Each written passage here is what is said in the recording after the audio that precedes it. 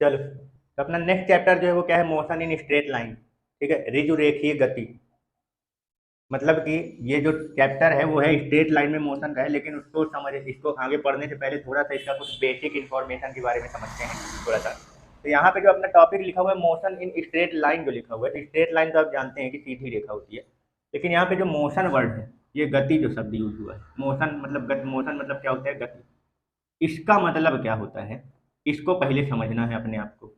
ठीक है ना। हालांकि ऐसे तो अब फील में तो है कि फीलिंग तो है कि मोशन होता क्या है, गति है क्या, लेकिन इसको मेन क्या है समझना है कि ये कैसे बताया जाता है, कि कोई ऑब्जेक्ट का मोशन जो होता है वो है कि नहीं है या किस प्रकार से है। ठीक है, तो सबसे पहले चलिए समझते हैं इसके बारे में। तो इसको समझने से पहले थोड़ा सा हम कुछ एक क्वेश्चन पूछ रहे हैं, उन क्वेश्चन का थोड़ा सा जवाब वगैरह ढूंढने की कोशिश करते हैं, फिर उसके बाद आगे की कहानी समझते हैं। मान लेते हैं कि दो व्यक्ति हैं, जैसे ये ए और बी है, और एक तीसरा व्यक्ति है सी। ठीक है ना। अब मान लो ए बोलता है कि ए जो बोल रहा है वो कह रहा है कि जो सी है वो कितनी दूरी पर है। ए जो बोलता है वो सी जो है वो कितनी दूरी पर है, मान लो कि 10 मीटर की दूरी पर है। अब बी जो बोल रहा है कि बी बोल रहा है कि सी जो है वो कितनी दूरी पर है, 20 मीटर की दूरी पर। क्या बोला मैंने, ए जो बोल रहा है वो बोल रहा है कि सी जो है वो उस 10 मीटर की दूरी पर है। अब बी जो बोल रहा है सी का कि वो कितनी दूरी पर है, 20 मीटर की दूरी पर है। मतलब ये उसकी पोजीशन बता रहा है, ये कहाँ पे है, कितनी दूरी पर है। ठीक है ना। अब तो दोनों के दोनों सही बोल रहे हैं। ए बोल रहा है कि सी 10 मीटर की दूरी पर है, लेकिन बी बोल रहा है नहीं 10 नहीं, वो 20 मीटर की दूरी पर है, और जबकि दोनों सही बोल रहे हैं। तो ये कैसे पॉसिबल है कि दोनों के दोनों बोल रहे हैं कि जो सी है वो, ये ए बोला 10 मीटर और बी बोल रहा है कि ये 20 मीटर की दूरी पर है, तो कैसे पॉसिबल है, ये दोनों कैसे सही हो सकते हैं, दोनों सही बोल रहे हैं, लेकिन ये पॉसिबल कैसे हो सकता है। तो ये पॉसिबल ऐसे हो सकता है कि ए जो सी की दूरी बता रहा है वो कहाँ से बता रहा है, अपने जगह से बता रहा है। कहाँ से बता रहा है, अपनी जगह से, जहाँ वो खड़ा है वहां से ये बता रहा है कि सी कितनी दूरी पर है। और बी जो बता रहा है सी की दूरी वो अपनी जगह से बता रहा है। ए जो है ये अपने पोजीशन यानी जहाँ पे ये स्थित है, पोजीशन यानी कि इसकी स्थिति जहाँ पे ये स्थित है, ये अपनी जगह से सी की दूरी बता रहा है। अब बी जो है वो अपने पोजीशन से, यानी दोनों अलग अलग जगह पे स्थित है, दोनों जो है वो अलग अलग जगह पर है, और ये अपनी जगह से सी की दूरी बता रहा है, बी अपनी जगह से सी की दूरी बता रहा है। तो हो सकता है कि सी जो है वो ए से पास में हो, इसलिए वो 10 मीटर की दूरी पर आ गया, और सी बी से क्या है, दूर है, इसलिए 20 सेंटीमीटर की 20 मीटर की दूरी आ रही है। तो यानी कि यहाँ पे कुछ समझ में आया क्या बोल रहा हूँ, मैं इस ऑब्जेक्ट का पोजीशन बताने की कोशिश कर रहा हूँ, कि सी की स्थिति बताने की कोशिश कर रहा हूँ मैं, कि सी जो है वो कहाँ पर स्थित है। तो जब भी हम किसी दूसरे ऑब्जेक्ट का या किसी दूसरे व्यक्ति का पोजीशन बताना होता है, स्थिति बताना होता है, तो उसकी स्थिति बताने से पहले एक हमको खुद का पोजीशन भी क्या करना होता है, लेना होता है। भाई किसी भी दूसरे ऑब्जेक्ट का पोजीशन अगर हमको बताना है तो सबसे पहले हमें खुद का भी पोजीशन लेना पड़ता है, क्योंकि सारी आप जब किसी भी व्यक्ति या वस्तु की दूरी बताओगे तो कहाँ से बताओगे, खुद से बताएंगे ना, कि हम जहाँ पे हैं वहां से वो व्यक्ति जो है वो कितनी दूरी पर है। जैसे कि ए बता रहा कि सी जो है वो 10 मीटर की दूरी पर है, तो वो कहाँ से बता रहा है, अपनी जगह से। बी बता रहा सी 20 मीटर की दूरी पर है, तो कहाँ से बता रहा है, वो अपनी जगह से बता रहा है, और दोनों सही बोल रहे हैं। क्यों, क्योंकि वो ए जो है वो अपनी जगह से बताया तो सी इससे ज्यादा पास में है, इसलिए 10 मीटर की दूरी पर आ रहा है। बी भी सही बोल रहा है, क्यों, क्योंकि बी जो अपनी जगह से बता रहा है और बी से सी ज्यादा दूरी पर है, इसलिए 20 मीटर की दूरी पर आ रहा है। तो यहाँ पे ये बताने की कोशिश किया जा रहा है कि किसी भी ऑब्जेक्ट का पोजीशन अगर हमें बताना होता है तो पहले हमें एक पोजीशन पहले से ही क्या करना होता है, फिक्स करना होता है, जिसके रिस्पेक्ट में, जिसके सापेक्ष हम दूसरे ऑब्जेक्ट का पोजीशन क्या करते हैं, बताते हैं। समझ में आए, यानी कि हमने क्या बोला कि किसी भी ऑब्जेक्ट या किसी भी ऑब्जेक्ट यानी कि वस्तु का, या पॉइंट का भी बोल सकते हैं, बिंदु की स्थिति यानी कि पोजीशन जब बताना होता है, तो उसके पोजीशन को बताने के लिए हमें एक क्या मानना होता है, एक हमें एक फिक्स पॉइंट लेना होता है, एक हमें निश्चित बिंदु लेनी होती है। समझ गए, पहले से एक हमें पॉइंट क्या करना होता है, फिक्स करना होता है, निर्धारित कर दिया जाता है, और फिर वहीं उसी फिक्स पॉइंट से, उसी निश्चित बिंदु से हम किसी दूसरे ऑब्जेक्ट का क्या करते हैं, किसी भी ऑब्जेक्ट का हम क्या करते हैं, पोजीशन क्या करते हैं, बताते हैं। ठीक है ना। तो वो जो आपने फिक्स पॉइंट माना है जिसके रिस्पेक्ट में आप इसी के रिस्पेक्ट में क्या करते हैं अपन बताते हैं ना, इसी के रिस्पेक्ट यानी सापेक्ष हम किसी भी ऑब्जेक्ट का क्या करते हैं पोजीशन बताते हैं। तो जिस जिस बिंदु के सापेक्ष आप किसी दूसरे ऑब्जेक्ट का पोजीशन स्थिति दूरी क्या करते हो बताते हो, उस पॉइंट को क्या बोलते हैं, रेफरेंस पॉइंट बोलते हैं। क्या बोलते हैं, रेफरेंस पॉइंट, यानी कि निर्देश बिंदु कहा जाता है। क्या कहा जाता है, निर्देश बिंदु। और एक सिस्टम भी अगर तैयार कर देते हैं तो रेफरेंस, फ्रेम ऑफ रेफरेंस भी बोलते हैं इसी को, फ्रेम ऑफ रेफरेंस, ठीक है ना, निर्देश तंत्र। क्लियर हो गया। यानी कि एक पहले हमको किसी भी ऑब्जेक्ट का अगर अपन को पोजीशन बताना होगा तो उस ऑब्जेक्ट का पोजीशन स्थिति या दूरी बताने के लिए हमें पहले एक पॉइंट पहले फिक्स करना पड़ेगा जहां से हम उस दूसरे ऑब्जेक्ट की दूरी या पोजीशन क्या करेंगे बताएंगे।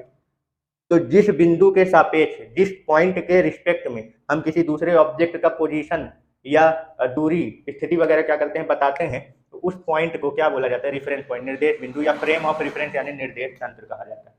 क्लियर हो गया, कोई डाउट, ठीक है ना। अब बात ये आती है कि रेफरेंस पॉइंट यानी कि मान लो अब इस जगह पे काफी सारे ऑब्जेक्ट हैं, ये अपना स्पेस है, अब यहाँ पे काफी सारे ऑब्जेक्ट हैं, मुझे हर ऑब्जेक्ट का क्या करना है, पोजीशन बताना है कि कौन सा ऑब्जेक्ट कहाँ पे है। तो उन सभी ऑब्जेक्ट का पोजीशन बताने के लिए हमको पहले एक क्या करना पड़ेगा, पॉइंट फिक्स करना पड़ेगा जिसके रिस्पेक्ट में हम बताएंगे।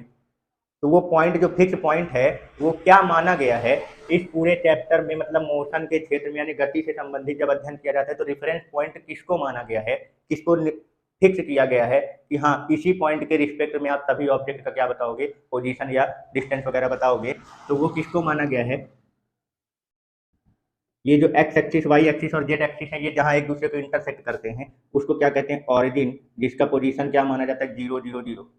और इसी के रिस्पेक्ट में जिसका निर्देशांक है क्या होता है 0,0,0, मतलब यहीं से एक्स वाई और जेड की दूरी क्या होती है, स्टार्ट होंगी। अब सारी दूरियां यहीं से मानी जाएगी, यहीं से बताई जाएंगी, ठीक है ना। तो इसलिए जो ऑरिजिन होता है इसी को रेफरेंस पॉइंट माना गया, इसी को क्या माना गया, निर्देश बिंदु।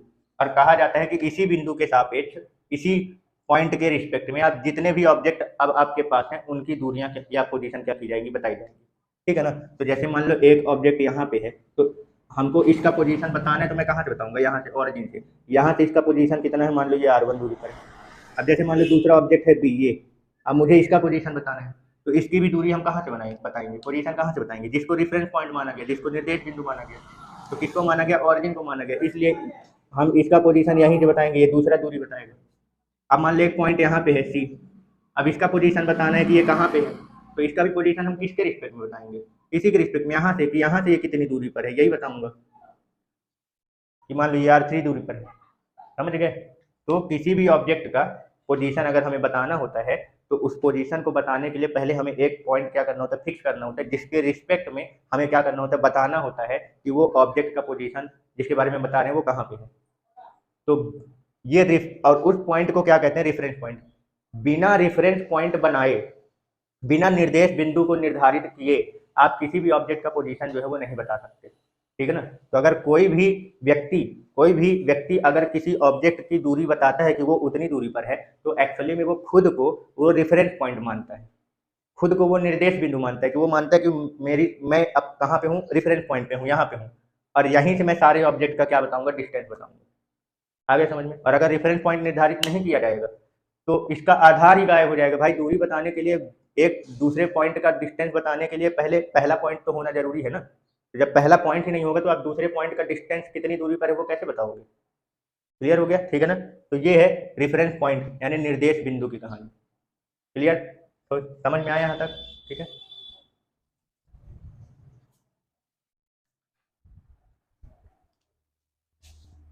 तो चलिए रेफरेंस पॉइंट तो अपन समझ गए कि रेफरेंस पॉइंट यानी निर्देश बिंदु किसको कहते हैं, ठीक है ना। वह बिंदु जिसके रिस्पेक्ट में, जिसके सापेक्ष हम किसी दूसरे ऑब्जेक्ट या पॉइंट का पोजीशन या दूरी स्थिति क्या करते हैं, बताते हैं, उस पॉइंट को क्या कहते हैं, रेफरेंस पॉइंट बोलते हैं। क्या बोलते हैं, रेफरेंस पॉइंट, निर्देश बिंदु या फ्रेम ऑफ रेफरेंस, निर्देश तंत्र भी बोलते हैं, ठीक है। क्लियर हो गया।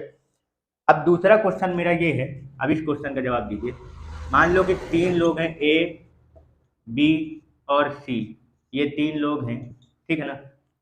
अब मैं क्वेश्चन ये मतलब पूछ रहा हूँ, मैं ये बोल रहा हूँ कि ए बोल रहा है, जो ए है इसने क्या बोला कि जो बी है वो मोशन में है, मोशन यानी कि गति में है, और जो जो सी है वो बोल रहा है कि बी जो है वो रेस्ट में है, यानी कि स्थिर है, यानी कि गति नहीं कर रहा है। क्या बोला, अच्छे से सुनिएगा। ए बोल रहा है कि बी जो है वो मोशन में है, और जो सी है वो बोल रहा है कि बी जो है वो रेस्ट में है। कहने का मतलब ये गति कर रहा है और ये गति नहीं कर रहा है, और दोनों के दोनों जो है वो सही बोल रहे हैं। अब बताओ ये कैसे पॉसिबल है कि दोनों लोग एक ही ऑब्जेक्ट के बारे में बता रहे हैं, पर ए बोल रहा है कि बी जो है वो मोशन में है, और सी बोल रहा है कि जो बी है वो रेस्ट में है, और दोनों के दोनों क्या बोल रहे हैं, सही बोल रहे हैं। अब ये कैसे पॉसिबल हो सकता है कि दोनों एक ही ऑब्जेक्ट के बारे में अलग अलग स्टेटमेंट दे रहे हैं और दोनों सही स्टेटमेंट दे रहे हैं। अब इस कहानी को समझिए, यहीं से आपको समझ में आएगा कि एक्चुअली में मोशन का डेफिनेशन क्या बनाया जाता है, गति की परिभाषा जो थी वो क्या दी जाती है। ठीक है, समझ गए। तो चलिए समझते हैं इस कहानी को। तो मान लेते हैं कि देखिए एक अपन क्या कर लेते हैं, गाड़ी है, क्या है, एक गाड़ी ले लेते हैं, ठीक है, ये है, और इस गाड़ी में ये बी और सी जो है ये दोनों क्या है, बैठे हुए गाड़ी के अंदर। ठीक है ना, बी और सी कहाँ बैठे हैं, गाड़ी के अंदर बैठे हुए हैं। ए जो है वो गाड़ी के बाहर कहीं बैठा हुआ है। ठीक है ना, और ये गाड़ी जो है वो क्या है, चल रही है। गाड़ी जो है वो मान लो कि 50 मीटर पर सेकंड की स्पीड से क्या है, ये गति कर रही है। ठीक है ना, समझ गए। पर अब देखो, बोला ए जो बोल रहा है कि बी मोशन में है, और सी बोल रहा है बी रेस्ट में है। समझना, ठीक है ना। तब ये बताओ कि जो ए है, ये गाड़ी चल रही है, तो अगर ए और बी की अगर मैं बात करूं, तो ए और बी में समय के साथ उनके पोजीशन में चेंजेस आएगा कि नहीं आएगा। मतलब यहाँ क्वेश्चन ये बन रहा है कि ये गाड़ी जो है वो चल रही है, पर मैं ये बोल रहा हूँ ए और बी के पोजीशन में, यानी कि स्थिति में समय के साथ चेंजेस आ रहा है कि नहीं आ रहा, यानी चेंजेस हो रहा है कि नहीं हो रहा है। भाई ये गाड़ी क्या है, जैसे थोड़ी देर बाद क्या है, आगे चली जाएगी। ये ऑब्जेक्ट ये जो ए है वो यहीं पे बैठा हुआ है, ये कहीं नहीं जा रहा है, ये रेस्ट में, इसकी पोजीशन यहाँ पे फिक्स है। ये अपना एक पोजीशन फिक्स बना के रखा है। ठीक है ना। अब यहाँ से ये गाड़ी जो है इसके सामने से गुजर रही है, तो इसके रिस्पेक्ट में अभी इस गाड़ी की पोजीशन यहाँ पे है। मान लो ए के रिस्पेक्ट में जो गाड़ी है वो मान लो कितनी दूरी पर है, मान लो कि 10 मीटर की दूरी पर है। ठीक है ना, क्लियर। अब कुछ समय बाद मान लो ये आगे चला गया, और ये गाड़ी जो है वो कितनी दूरी पर पहुंच गया, 100 मीटर की दूरी पर। कितनी दूरी पर पहुंच गया, 100 मीटर की दूरी पर। कुछ समय बाद ये गाड़ी जो है वो कहाँ पहुंच गया, 100 मीटर की दूरी पर। तो जरा ये बताओ कि ए के रिस्पेक्ट में यहाँ पे ये जो गाड़ी है उसकी पोजीशन चेंज हो गई कि नहीं हो गई समय के साथ। पहले कहाँ था, 10 मीटर पे था, आगे का अगले अगले समय कहाँ पहुंच गया वो, 100 मीटर की दूरी पर। ठीक है ना। तो ए को ये गाड़ी जो है वो गति में करती हुई दिख रही कि नहीं दिख रही। ये ए को ये गाड़ी जो है मोशन में वो इसीलिए दिख रही है क्योंकि ए के रिस्पेक्ट में, ए के पोजीशन के रिस्पेक्ट में बी का पोजीशन जो है, या इस गाड़ी का पोजीशन जो है वो समय के साथ क्या हो रहा है, चेंज हो रहा है। क्या बोला मैंने, इस गाड़ी का जो पोजीशन है यानी स्थिति, वो ए के पोजीशन के रिस्पेक्ट में, ए जहां पे बैठा हुआ है उसके रिस्पेक्ट में इस गाड़ी का पोजीशन क्या हो रहा है, चेंज हो रहा है, समय के साथ बदल रहा है, गाड़ी आगे जा रही है। पहले ये 10 में था, फिर मान लो 20 में पहुंचा, फिर 30 में पहुंचा, फिर 40 में पहुंचा, ऐसे करके मान लो कहाँ तक पहुंच गया, 100 मीटर की दूरी पर। तो ए के रिस्पेक्ट में गाड़ी का पोजीशन जो है वो लगातार चेंज हो रहा कि नहीं हो रहा समय के साथ। तो इसलिए ये बोल रहा है कि ये गाड़ी जो है वो बोल रहा है कि ये मोशन में, गति में। तो जो गति यानी मोशन का जो डेफिनेशन बनाया जाता है वो यही बोला जाता है। अब जैसे ये अपने हिसाब से बता रहा है, अपने पोजीशन के हिसाब से, मतलब ये खुद को कहाँ मान रहा है, रेफरेंस पॉइंट पे मान रहा है। कहाँ पे मान रहा है भाई, किसी भी ऑब्जेक्ट का अगर अपन ये अगर मान लो पोजीशन बताएगा इसका, तो कहाँ से बताएगा, अपनी जगह से बताएगा ना, कि अभी बोल रहा है कि अभी 10 मीटर की दूरी पर है। कुछ समय बाद मैं इससे पूछा तो ये बताया कि वो अब कहाँ पहुंच गया, 100 मीटर की दूरी पर। तो वो कहाँ से बता रहा है, किस पॉइंट के रिस्पेक्ट में बता रहा है, जहां पे वो खुद बैठा हुआ है, यानी वो खुद को रेफरेंस पॉइंट मान रहा है। तो ए अपने पॉइंट के हिसाब से, अपने रेफरेंस पॉइंट के हिसाब से बी या गाड़ी की पोजीशन में पोजीशन बता रहा है। तो समय के साथ गाड़ी के पोजीशन में चेंजेस आ रहा कि नहीं आ रहा, इसके रिस्पेक्ट में, ए के रिस्पेक्ट में।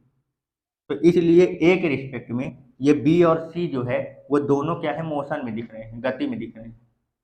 तो जो मोशन का डेफिनेशन बताया जाता है, गति की जो परिभाषा बताई जाती है, वो ये बोला जाता है कि यदि ऑब्जेक्ट जो है, कोई भी ऑब्जेक्ट रेफरेंस पॉइंट के रिस्पेक्ट में, किसी भी ऑब्जेक्ट में, ठीक है ना, किसी भी ऑब्जेक्ट, मतलब कि किसी भी ऑब्जेक्ट के पोजीशन में, ये बोल सकते हैं अपन, जैसे ये ऑब्जेक्ट है ना, तो इसके पोजीशन में चेंजेस देखना है कि किसी भी ऑब्जेक्ट के पोजीशन में, यानी कि स्थिति में, यदि रेफरेंस पॉइंट के रिस्पेक्ट में, किसके रिस्पेक्ट में, रेफरेंस पॉइंट यानी जो निर्देश बिंदु है, या ए अपने आप को रेफरेंस पॉइंट मान रहा है और उसी के रिस्पेक्ट में बी का पोजीशन या गाड़ी की पोजीशन बता रहा है, तो किसी भी ऑब्जेक्ट का पोजीशन में यदि रेफरेंस पॉइंट के रिस्पेक्ट यानी कि सापेक्ष चेंजेस आता है, क्या होता है, चेंजेस आता है यानी कि बदलता है, तो वह ऑब्जेक्ट जो है मोशन में कहलाता है, यानी कि गति में कहा जाता है। समझ गया। लेकिन यहाँ पे एक पॉइंट ध्यान रखना है कि किसी भी ऑब्जेक्ट के पोजीशन में यदि रेफरेंस पॉइंट के रिस्पेक्ट में चेंजेस आता है, पोजीशन में चेंजेस आता है, लेकिन यहाँ पे ये चीज ध्यान रखना है, समय के साथ, समय क्या हो रहा है, मतलब चेंज हो रहा है ना, तो ये इसमें बोला जाता है समय के साथ। यहाँ पे समय का थोड़ा सा रोल है, टाइम का अच्छे से ध्यान रखिएगा कि समय के साथ यदि ऑब्जेक्ट के पोजीशन में रेफरेंस पॉइंट के रिस्पेक्ट में चेंजेस आता है, तो वह ऑब्जेक्ट जो है वो क्या कहलाता है, मोशन में कहा जाता है, कि वो ऑब्जेक्ट जो है वो गति में। क्लियर हो गया। लेकिन अगर मान लो, अब जैसे मान लो इसने सी ने क्या बोला था कि बी रेस्ट में, अब ऐसा क्यों हुआ कि जबकि देखो गाड़ी तो आगे जा रही है, गाड़ी तो मोशन में है, तो सी कैसे बोल दिया कि बी रेस्ट में है, तो एक्चुअली में सी जो है वो बी का पोजीशन अपने रिस्पेक्ट के हिसाब से बता रहा, अपनी जगह से बता रहा। तो ये बताओ, जब यहाँ पे थी गाड़ी तो बी और सी के बीच की दूरी मान लो कितनी थी, मान लो ये दोनों एक दूसरे से कितने 5 मतलब 20 सेंटीमीटर के डिस्टेंस पर बैठे हैं। 20 सेंटीमीटर बहुत कम हो जाता है, मान लो 50 सेंटीमीटर मान लो, ये दोनों अभी यहाँ पे गाड़ी में बैठे हैं और इन दोनों के बीच का डिस्टेंस कितना है, 50 सेंटीमीटर, ठीक है ना। अब गाड़ी वहां पहुंच गई, तो अभी भी तो बी और सी के बीच का जो डिस्टेंस है वो 50 सेंटीमीटर की दूरी पर ही है ना, क्योंकि दोनों गाड़ी के साथ ही जा रहे हैं। गाड़ी आगे बढ़ रही है, गाड़ी जा रहा है, गाड़ी की पोजीशन चेंज हो रही है, लेकिन बी और सी की अगर बात करूं तो इन दोनों का पोजीशन एक दूसरे के रिस्पेक्ट में नहीं चेंज हो रहा है। समझ में, बी और सी के बीच का पोजीशन जो है यानी दूरी जो है वो एक दूसरे के रिस्पेक्ट में समय के साथ नहीं चेंज हो रहा। गाड़ी जा रही है आगे, गाड़ी मोशन में है, ठीक है ना, पर बी और सी का जो पोजीशन है वो, अब बी जो बोल रहा है कि सी जो है वो रेस्ट में है, वो इसलिए बोल रहा है क्योंकि बी के रिस्पेक्ट में बी अपने आप को रेफरेंस पॉइंट मान रहा है। बी जो है वो निर्देश बिंदु किसको मान रहा है, खुद को, और अपने रेफरेंस पॉइंट के रिस्पेक्ट में क्या बता रहा है, सी का पोजीशन देख रहा है कि पोजीशन चेंज हो रहा कि नहीं हो रहा। तो भैया समय के साथ इन दोनों के पोजीशन में कोई चेंजेस नहीं आ रहा है, मतलब एक दूसरे के रिस्पेक्ट में, एक रिस्पेक्ट में तो आ रहा है, लेकिन बी के रिस्पेक्ट में सी का पोजीशन और सी के रिस्पेक्ट में बी का पोजीशन नहीं चेंज हो रहा है। तो जब किसी भी ऑब्जेक्ट, मतलब किसी भी ऑब्जेक्ट के पोजीशन में रेफरेंस पॉइंट के रिस्पेक्ट में अगर समय के साथ चेंजेस नहीं आता है, क्या बोला मैंने, समय के साथ अगर चेंजेस यानी कि बदलाव जो है वो नहीं आता है अगर, तो वो ऑब्जेक्ट रेस्ट में कहा जाता है, यानी कि वो ऑब्जेक्ट क्या है, रेस्ट में है, यानी कि स्थिर है। क्लियर हो गया कि रेस्ट पोजीशन और मोशन जो है वो क्या कहा जाता है, रेस्ट और मोशन का मतलब क्या है, स्थिर अवस्था और गति अवस्था किसको कहा जाता है। क्लियर हो गया। यानी कि जब क्या बोला जाता है कि यदि रेफरेंस पॉइंट के रिस्पेक्ट में यानी कि निर्देश बिंदु के सापेक्ष यदि किसी वस्तु के पोजीशन में चेंजेस आता है समय के साथ, यानी कि उसका पोजीशन जो है वो समय के साथ चेंज हो रहा है, जिसको रेफरेंस पॉइंट माने उसके रिस्पेक्ट में, उसके सापेक्ष समय के साथ अगर उसके उन दोनों पॉइंट के बीच में दूरियां क्या होती हैं, बदलती हैं, तो इसका मतलब ये है कि दूसरा वाला जो पॉइंट है वो क्या है, मोशन में है। समझ में। ऐसे ही आप इसका उल्टा भी बोल सकते हैं, ए के रिस्पेक्ट में बी मोशन में है, बी के रिस्पेक्ट में ए मोशन में है। क्यों बी के रिस्पेक्ट में ए क्यों मोशन में, जबकि ये यहाँ बैठा ही है। तो वही बोला ना, रेफरेंस पॉइंट का खेल है। इस बार बी अगर देखेगा तो भाई बी के हिसाब से तो ए की दूरी चेंज हो रही कि नहीं हो रही। भाई यहाँ पे देखो, बी अगर बताएगा कि ए यहाँ पे कितनी दूरी पर है तो 10 मीटर की दूरी पर, और जब गाड़ी वहां पहुंच गई तो बी अपने रिस्पेक्ट में ए का पोजीशन क्या बताएगा, 100 मीटर। तो बी के रिस्पेक्ट में ए का पोजीशन लगातार चेंज हो रहा कि नहीं हो रहा, भले वो एक ही जगह पे बैठा है, पर यहाँ पे रेफरेंस पॉइंट चेंज हो गया है। समझ गए। तो बी के रिस्पेक्ट में अगर ए का पोजीशन देखा जाए तो वो चेंज हो रहा है, तो इसका मतलब बी के हिसाब से ए भी काहे में है, मोशन में है, और ए के हिसाब से बी भी काहे में है, मोशन में है, क्योंकि दोनों के रिस्पेक्ट में एक दूसरे का पोजीशन क्या हो रहा है, लगातार चेंज हो रहा है समय के साथ। लेकिन बी और सी एक दूसरे के रिस्पेक्ट में अगर बताएंगे कि पोजीशन देखेंगे तो नहीं चेंज हो रहा है, तो मतलब ये दोनों एक दूसरे के रिस्पेक्ट में क्या है, रेस्ट में है। तो खेल समझ में आ रहा है, यहाँ पे पूरा खेल किसका है, रेफरेंस पॉइंट का, निर्देश बिंदु का। वो तुम चेंज कर दोगे तो स्टेटमेंट तुम्हारा मोशन को लेके क्या हो जाएगा, चेंज हो जाएगा। क्लियर हो गया, ठीक है। यहाँ पे पूरा खेल किसका है, रेफरेंस पॉइंट का। तो रेफरेंस पॉइंट समझ में आ गया कि रेफरेंस पॉइंट किसको बोलते हैं, रेस्ट पोजीशन क्या, रेस्ट क्या कहलाता है और मोशन क्या कहलाता है, स्थिर अवस्था और गति अवस्था क्या कहलाती है। तो रेफरेंस पॉइंट किसको बोलते हैं, जिस पॉइंट के रिस्पेक्ट में, जिस बिंदु के सापेक्ष हम किसी दूसरे ऑब्जेक्ट का या किसी दूसरे वस्तु का या बिंदु की हम क्या बताते हैं, पोजीशन, स्थिति यानी दूरी, तो वो पॉइंट क्या कहलाता है, रेफरेंस पॉइंट कहलाता है। समझ गए, निर्देश बिंदु कहते हैं। फिर रेस्ट और मोशन का मतलब क्या होता है, कि रेस्ट का मतलब क्या हो गया और मोशन का मतलब स्थिर अवस्था। तो अगर मान लो कोई ऑब्जेक्ट रेफरेंस पॉइंट के रिस्पेक्ट में किसी ऑब्जेक्ट के पोजीशन यानी वस्तु के स्थिति में या दूरी में क्या है, लगातार समय के साथ चेंजेस देखने को मिलता है, तो ये बोला जाता है कि वह ऑब्जेक्ट जो है वो रेफरेंस पॉइंट के रिस्पेक्ट में मोशन में है। आगे समझ में। और अगर मान लो कि रेफरेंस पॉइंट के रिस्पेक्ट में यानी एक बिंदु के सापेक्ष किसी दूसरे ऑब्जेक्ट के पोजीशन में, दूरी में, स्थिति में चेंजेस अगर समय के साथ देखने को नहीं मिलता है, तो क्या बोला जाता है कि वह दूसरा ऑब्जेक्ट जो है वो इस रेफरेंस पॉइंट यानी कि निर्देश बिंदु के सापेक्ष उसको क्या माना जाता है, स्थिर अवस्था में माना जाता है, रेस्ट में माना जाता है। ये क्लियर हो गया, इसमें कोई दिक्कत आ गया समझ में, ठीक है ना। चलो नेक्स्ट पॉइंट ये बताओ कि अगर मान लो कोई ऑब्जेक्ट जो है वो मोशन में है, मान लो मोशन कर रहा है, तो क्या वो अपने आप मोशन कर रहा होगा या वहां पे कुछ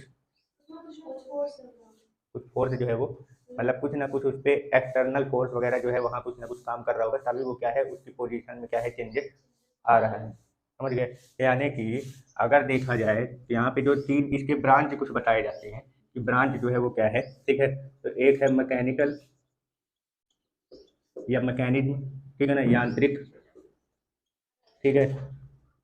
दूसरा है डायनेमिक यानी कि गतिकी या गतिक, तीसरा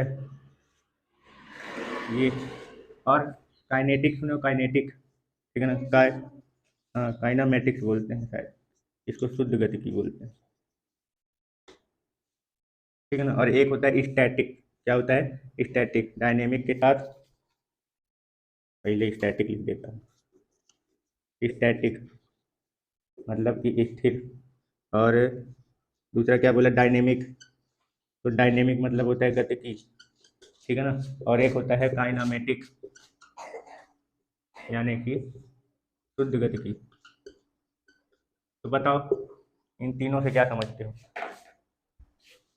मैकेनिकल हो गया यानी यांत्रिक हो गया, स्टैटिक्स हो गया, डायनेमिक हो गया, और काइनामेटिक्स हो गया।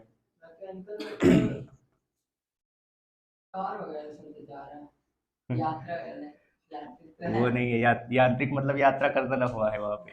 देखो मैकेनिकल का मतलब ये तो ये सारे ब्रांच हैं, ये फिजिक्स के सब क्या है, ब्रांच है, ठीक है ना। तो मैकेनिकल ब्रांच में क्या किया जाता है, तो इस ब्रांच में क्या होता है कि जब हम ऑब्जेक्ट के उसमें फोर्स वगैरह जो होता है, फोर्स जो लग रहा है ऑब्जेक्ट में, जो फोर्स लग रहा होता है, ठीक है ना, और उसका जो मोशन हो रहा होता है, तो जब हम किसी ऑब्जेक्ट में फोर्स, मोशन, किसी भी ऑब्जेक्ट के फोर्स यानी उस पर लगने वाले बल, उसकी गति, और बल और गति में संबंध से रिलेटेड जब बातें की जाती है, तो वो सारी किस में आती हैं, मैकेनिकल में आती है, ठीक है ना। क्या बोला मैंने, जब हम क्या करते हैं, फोर्स, ठीक है ना, किसी भी ऑब्जेक्ट के मोशन और फोर्स और मोशन के बीच, फोर्स और मोशन के बीच रिलेशन, इन सब के बारे में जो बातें करते हैं, तो वो किसके अंदर आता है, मैकेनिकल के ब्रांच के अंदर आता है, ठीक है, क्लियर। तो ये मैकेनिकल के ही दो ब्रांच हैं, मैकेनिकल के अंदर ये दो ब्रांच और डिवाइड हो गए हैं, एक है स्टैटिक और एक है डायनेमिक, ठीक है ना। यहाँ पे सारी चीजें, क्या बोला मैंने, फोर्स यानी बल, इसमें मैकेनिकल के अंदर हम लोग बल के बारे में अकेले अकेले की बात कर रहा हूँ मैं, कि इसके अंदर अपन लोग क्या है, फोर्स यानी बल, दूसरा मोशन यानी गति, और बल और गति के बीच में जो रिलेशन बनता है, यानी बल के कारण, किसी फोर्स के कारण किसी भी ऑब्जेक्ट में किस टाइप का मोशन वगैरह आएगा, उन सारी चीज़ों का जो अध्ययन होता है वो किसके अंदर करते हैं, मैकेनिकल, फिर इसको दो ब्रांच में डिवाइड कर दिया गया, इसको और आगे शाखाओं में बांटा गया, तो वो बोला स्टैटिक और डायनेमिक। तो स्टैटिक स्थिर, नाम से समझ में आ रहा है, स्थिर गतिकी ऐसे बोल सकते हो, स्थिर गतिकी, और दूसरा डायनेमिक यानी गतिकी। तो स्टैटिक ब्रांच जो है इसमें क्या होता है, तो स्टैटिक्स मतलब रेस्ट, रुका हुआ। अब कोई भी ऑब्जेक्ट अगर रुका हुआ है तो इसका मतलब ये है कि उस पर जो फोर्स लग रहा होता है वो क्या होता है, मतलब ये बोलते हैं कि उस पर फोर्स नहीं लग रहा। कोई भी ऑब्जेक्ट अगर रुका हुआ है तो क्या बोलते हैं कि उसमें फोर्स नहीं लग रहा, जबकि ऐसा नहीं है। जितने भी ऑब्जेक्ट हैं सब में कुछ ना कुछ फोर्स जो है वो लग रहा होता है। बस ये है कि वो नेट फोर्स जो है उनका क्या हो जाता है, जीरो हो जाता है। नेट फोर्स क्या हो जाता है, जीरो। बल लग रहे होते हैं, कोई भी ऑब्जेक्ट हो उसमें अगर देखा जाए तो उसमें बल लग ही रहा होता है, कहीं ना कोई उस पर फोर्स जो है वो क्या है, काम कर रहा होता है। बट अगर वो ऑब्जेक्ट मान लो रुका हुआ है तो इसका मतलब ये है कि उस पर जितने भी फोर्स लग रहे हैं वो सब एक दूसरे को क्या कर दे रहे हैं, बैलेंस कर दे रहे हैं, मतलब निपटा दे रहे हैं। ठीक है, समझ गए। जैसे मान लो ये ऑब्जेक्ट है, अब मान लो ये रुका हुआ है अभी, तो इस पे जितने भी फोर्स लग रहे हैं वो सब इसको इस पे लगने वाले फोर्स जितने भी है, सब एक दूसरे को बैलेंस कर दे रहे हैं और नेट फोर्स हो जा रहा है जीरो। कैसे, जैसे ये है यहाँ पे, इसमें ग्रेविटेशनल फोर्स नीचे की ओर लग रहा कि नहीं लग रहा, लग रहा। अब मैं इसको जो पकड़ के रखा हुआ हूँ तो मैं अपना फोर्स इसको लगा के क्या करके रखा हूँ, रोक के रखा हूँ, मतलब इसके ऊपर की ओर भी फोर्स लग रहा है। ये जो पॉइंट है ना इसमें सरफेस, तो ये सरफेस के द्वारा भी इस पे क्या है, ऊपर की ओर फोर्स लग रहा है। तो ये दोनों फोर्स एक दूसरे को क्या कर दिए, बैलेंस कर दिए। जबकि ऐसा नहीं है कि इस पे फोर्स नहीं लग रहा है, ऐसा कुछ नहीं। जैसे मैं अपना हाथ हटा दूंगा ये नीचे चला जाएगा, मतलब इस पे फोर्स लग रहा है कंटिन्यू। बट जो मैं हाथ लगा के रखा हुआ हूँ तो मैं ग्रेविटेशनल फोर्स के अपोजिट इस पे एक फोर्स लग रहा है मेरे हाथ से, तो इसलिए ये क्या है, रुका हुआ है, बैलेंस में। क्लियर। तो जब क्या हो, स्टैटिक्स के अंदर किस चीज का अध्ययन किया जाता है, तो यहाँ पे जो फोर्स होता है, नेट फोर्स जो होता है वो क्या होता है, जीरो। नेट फोर्स क्या हो, जीरो। या ऑब्जेक्ट बोलते हैं कि उस जब नेट फोर्स जीरो हो तो इसको क्या बोलते हैं, बैलेंस बोलते हैं, कि संतुलन की स्थिति में है। क्या है, नेट फोर्स जीरो होना मतलब वो ऑब्जेक्ट क्या है, बैलेंस में, संतुलन की स्थिति में। और उस केस में ऑब्जेक्ट जो होगा वो क्या होगा, रेस्ट में होगा। समझ गए। तो कहने का मतलब ये है कि फिजिक्स की वह शाखा, वह ब्रांच जिसके अंतर्गत हम लोग स्थिर वस्तु का क्या करते हैं, अध्ययन करते हैं। रेस्ट, रेस्ट यानी क्या हो गया, स्थिर। तो स्थिर वस्तुओं का जब अध्ययन करते हैं तो वो क्या कहलाता है, स्टैटिक। समझ गए, ठीक है। और ये स्थिर, अगर वस्तु स्थिर है तो इसका मतलब ये है कि उस पर जो नेट फोर्स लग रहा है वो क्या है, जीरो, बैलेंस कर दे रहे हैं, तो उसको बैलेंस स्टेट भी बोलते हैं। ठीक है, कोई कंफ्यूजन। और डायनेमिक्स में, इसमें क्या बोलोगे,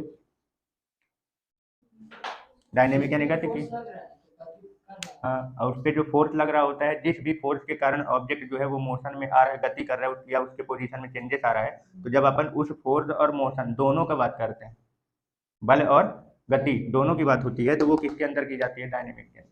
ठीक है ना। तो यानी कि इसके अंदर क्या होता है, वस्तु या ऑब्जेक्ट पर लगने वाले बल यानी कि फोर्स, और उसके मोशन यानी कि गति के बारे में अध्ययन करते हैं।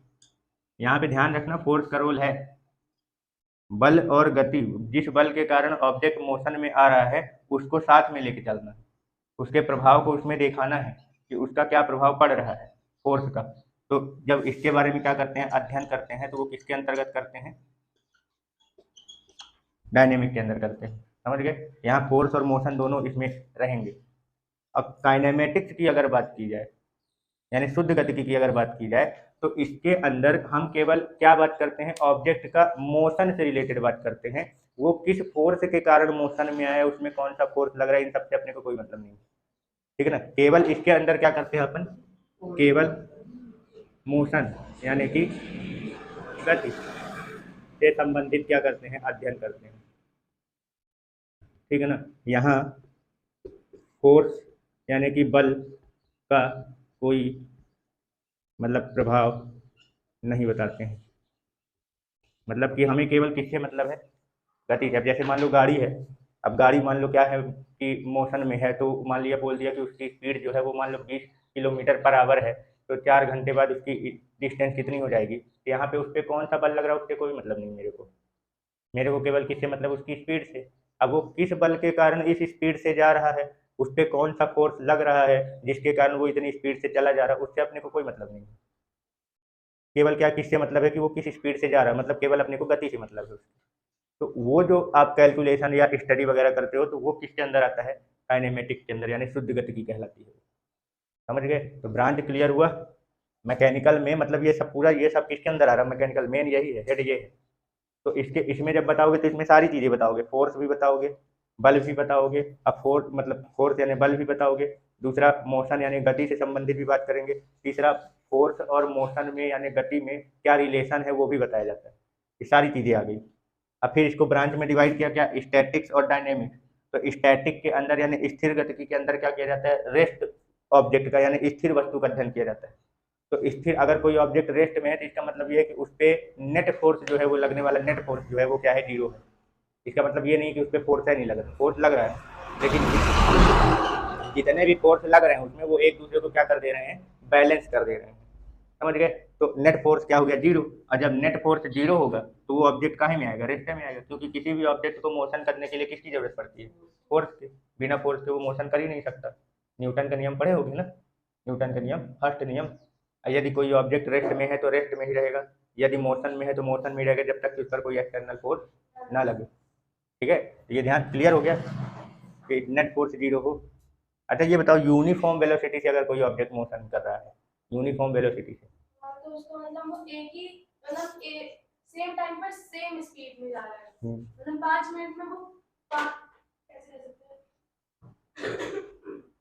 500 मीटर वो 1 घंटे में जा रहा है, 500 मीटर वो 1 घंटे में जा रहा है, तो अगली जो उसकी स्पीड होगी वो भी 500 मीटर में 1 ही घंटे में। ब्रांच समझ में क्लियर? ठीक है ना? तो स्टैटिक वाला क्लियर हो गया। यहाँ पे ये बोल दिया जाता है स्थिर वस्तु का, ठीक है ना? लेकिन ये बताओ, नेट फोर्स जीरो क्या केवल स्थिर वस्तु में होगा? नेट फोर्स जीरो का मतलब, नेट फोर्स जीरो मतलब उसमें कोई मतलब बल लग ही नहीं रहा, लग रहा है लेकिन बैलेंस है। ठीक है? और यूनिफॉर्म वेलोसिटी से अगर कोई ऑब्जेक्ट मोशन में हो तो, यूनिफॉर्म वेलोसिटी से अगर कोई ऑब्जेक्ट मोशन में है तो इसका मतलब उस पर भी कोई फोर्स नहीं कर रहा है, एक्सटर्नल फोर्स उस पर भी कोई वर्क नहीं कर रहा है। समझ में आए? जो न्यूटन का नियम पढ़े हो, न्यूटन का नियम क्या बोलता है कि यदि कोई ऑब्जेक्ट रेस्ट में है तो रेस्ट में ही रहेगा, और अगर मोशन में है तो मोशन में ही रहेगा, जब तक कि उस पर कोई एक्सटर्नल फोर्स ना लगे, जब तक कि उस पर कोई बाह्य बल काम ना कर रहा हो। तो मोशन का मतलब ये है कि यूनिफॉर्म मोशन, एक समान गति करता रहेगा। क्योंकि ये रूल ही है ना, जो न्यूटन का नियम पढ़ो, अभी आगे पूरा सब डिटेल में चलेगा, लेकिन अभी यहाँ पे थोड़ा सा बताया रहे हैं कि जब कोई ऑब्जेक्ट यूनिफॉर्म मोशन में हो तो इसका मतलब उस पर कोई भी एक्सटर्नल फोर्स नहीं लग रहा है, मतलब कि एक समान गति से ही वो क्या, एक समान स्पीड से क्या कर रहा है? वो गति कर रहा है। अगर उस पर कोई फोर्स लगेगा ना तो उसका स्पीड वगैरह क्या हो जाएगा? चेंज हो जाएगा। और अगर किसी का स्पीड चेंज नहीं हो रहा है तो इसका मतलब उस पर कोई भी यूनिफॉर्म मतलब कोई भी एक्सटर्नल फोर्स उस पर काम नहीं कर रहा है। समझ गए? ठीक है? डायनेमिक का मतलब क्या हुआ? वस्तु पर लगने वाले बल और उसकी गति से संबंधित जब बातें क्या करते हैं, मतलब स्टडी करते हैं, यानी यहाँ बल और गति, बल का प्रभाव रहेगा यहाँ पे मोशन में, तो वो किसके अंदर रखते हैं? डायनेमिक। और वह ब्रांच जिसके अंतर्गत अपन को बल से कोई मतलब ही नहीं है कि कौन सा बल कार्य कर रहा है, कि उसके उस बल के कारण उसका मोशन क्या कैसा चल रहा है, उससे कोई मतलब नहीं। अपन को केवल किससे मतलब होता है? जब गति से मतलब होता है, यानी बल के प्रभाव को वहाँ पे नहीं बताया जाता है, तो वो किस में आता है? काइनेमेटिक्स में आता है, यानी शुद्ध गति कहलाता है। ये भी है भाई, ये तीनों ब्रांच हैं। ये तो इसकी है ना। हाँ, ये तीनों इसी के हैं। इसको ये काइनेमेटिक्स को डायनेमिक्स का बोल सकते हो, कि डायनेमिक्स के अंदर वो ब्रांच आता है। ठीक है? समझ गए? क्लियर? चलो चलो, अगला टर्म लिख रहा हूँ, अगला पॉइंट ये है, relative and absolute. Relative motion, ठीक है ना? रिलेटिव मोशन मतलब सापेक्ष गति। क्या? सापेक्ष गति। और दूसरा मान लो मैं बोल रहा हूँ क्या, रिलेटिव के साथ एब्सोल्यूट मोशन, यानी कि निरपेक्ष गति।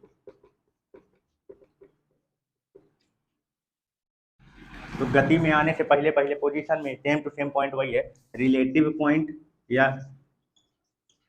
रिलेटिव पोजीशन बोल सकते हो, यानी कि सापेक्ष स्थिति। और दूसरा एब्सोल्यूट पोजीशन, यानी कि निरपेक्ष स्थिति। ये जो पॉइंट लिख रहा हूँ जरा इसके मतलब बता सकते हो कुछ? मतलब यहाँ पे रिलेटिव और ये जो एब्सोल्यूट वर्ड है, एब्सोल्यूशन वाह, एब्सोल्यूट पोजीशन और मोशन, ठीक है ना। तो रिलेटिव मोशन और रिलेटिव पोजीशन, दूसरा एब्सोल्यूट मोशन और एब्सोल्यूट पोजीशन, तो इनका मतलब बताओ थोड़ा सा, कुछ बता सकते हो इनके बारे में। रिलेटिव और एब्सोल्यूट जो शब्द यूज हो रहा है, सापेक्ष और निरपेक्ष, इसका मतलब क्या है? जैसे कि उनके निर्देश बिंदु अगर हम उसके सापेक्ष को किसी केस के बताते हैं तो वो रिलेटिव पोजीशन बात है, मतलब हमने इसके सापेक्ष बताया, और अगर उसी पॉइंट के सापेक्ष हमने नहीं बताया तो फिर एब्सोल्यूट नाम होती है। रिलेटिव का मतलब ये होता है यहाँ पे कोई एक दूसरा फिक्स पॉइंट क्या है यहाँ पे रहेगा, रेफरेंस पॉइंट जिसको बोल रहे थे, निर्देश बिंदु।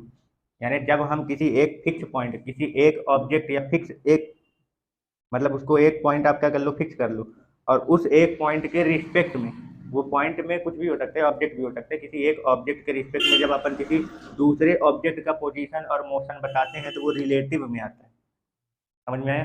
रिलेटिव वर्ड यहाँ पे जो यूज हो रहा है, आप जो भी इसमें बताओगे, चाहे पोजीशन बताओ चाहे मोशन बताओ, तो यहाँ पे एक पॉइंट के रिस्पेक्ट में, किसी एक बिंदु या वस्तु के सापेक्ष यहाँ चल रहा है, मतलब एक पॉइंट अपन को यहाँ पे फिक्स रखना है, और उसी से अपने को दूसरे ऑब्जेक्ट के जो भी चीज़ें आप बोल रहे हो उसमें अपने को क्या करना है, कंपैरिजन करना है, ठीक है ना। किसी एक बिंदु या वस्तु के सापेक्ष दूसरे वस्तु की मोशन या पोजीशन आप जो भी बताओगे वो क्या कहलाता है, रिलेटिव, वो रिलेटिव में आते हैं, सापेक्ष, ठीक है ना, यानी कंपैरिजन। और अगर हम एब्सोल्यूट की बात करें, यानी कि अपन यहाँ पे जब हम किसी दूसरे ऑब्जेक्ट का पोजीशन या मोशन किसी एक फिक्स ऑब्जेक्ट के रिस्पेक्ट में अगर अपन नहीं बताते हैं तो वो क्या कहलाता है, एब्सोल्यूट में जाता है।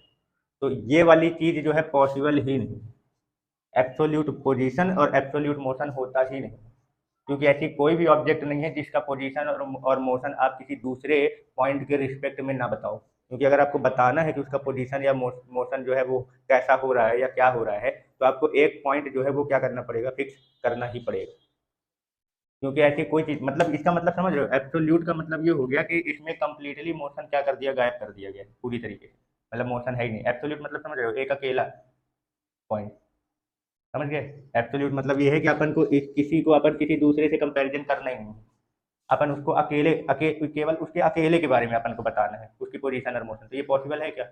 अगर तुम किसी भी ऑब्जेक्ट का पोजीशन बताओगे तो एक पॉइंट तो तुम फिक्स करोगे ही करोगे, और उसी के रिस्पेक्ट में तुम दूसरे का पोजीशन यानी स्थिति क्या करोगे, बताओगे, ठीक है, क्लियर। और मोशन के भी बारे में बताऊंगा, तो अगर कोई ऑब्जेक्ट गति में है कि रेस्ट में है, ये भी अपन कैसे बताते हैं, किसी एक पॉइंट को फिक्स करते हैं और फिर उसके रिस्पेक्ट में देखते हैं कि इसके रिस्पेक्ट में इस एक पॉइंट के रिस्पेक्ट में वो दूसरा वाला जो ऑब्जेक्ट है वो उसके पोजीशन में समय के साथ चेंजेस हो रहा है कि नहीं हो रहा है, तो उसी से ना अपन कंपैरिजन करके बताते हैं कि वो रेस्ट में है कि मोशन में है। तो एब्सोल्यूट का मतलब ये होता है कि इसमें कंप्लीटली मोशन खत्म कर देना। एब्सोल्यूट का मतलब क्या होता है, कंप्लीटली आप मोशन क्या कर रहे हो, देख ही नहीं रहे हो, मतलब उसके रिलेटेड, ठीक है ना। कंप्लीटली मोशन क्या है, इसमें खत्म कर दे रहे हो, खत्म है, और ये कभी पॉसिबल हो ही नहीं सकता है। यानी कि जो पूरा अपना ब्रह्मांड जो है वो पूरा मोशन में ही है, कोई भी चीज़ रुकी हुई नहीं है, ठीक है ना। वो तो अपन रुका है कि मोशन में है वो हम लोग बताते हैं, तो वो अपन जो रेफरेंस पॉइंट बनाते हैं उसके रिस्पेक्ट में बताते हैं। अभी जैसे मान लो अगर हम लोग अगर बात करें, तो मैं अभी अपने रिस्पेक्ट अपने हिसाब से अगर मैं बताऊं तो तुम लोगों को क्या बोलूंगा कि तुम लोग रेस्ट में हो। क्यों? क्योंकि मेरे रेफरेंस पॉइंट के हिसाब से तुम लोगों का पोजीशन जो है वो चेंज नहीं हो रहा है, जहाँ हो समय के साथ वहीं पे हो, कोई चेंजेस नहीं आ रहा है। लेकिन जो पृथ्वी के बाहर होगा उसको उसको तो हम लोग मोशन में दिखेंगे ना। क्यों? क्योंकि पूरी पृथ्वी क्या कर रही है, मूव कर रही है, घूम रही है। तो पृथ्वी में जितने भी अभी अपन लोग जो बैठे हुए, तो हम लोगों को एक दूसरे के रिस्पेक्ट में अपन लोग रेस्ट पोजीशन में दिखेंगे। लेकिन यही चीज अगर कोई बाहर से, पृथ्वी के बाहर से जाके देखे, तो उसको उसको पूरी पृथ्वी घूमती हुई दिख रही है, तो उसके रिस्पेक्ट में पृथ्वी का पोजीशन क्या हो रहा है, चेंज हो रहा है। तो सीधी सी बात है कि वो पृथ्वी पूरी मोशन में है उसके रिस्पेक्ट में, समझ गए। यानी कि अपन यही इसी के बारे में रेस्ट में भी बोल रहे हैं, और यही इसी के बारे में अपन मोशन में भी बोल रहे हैं।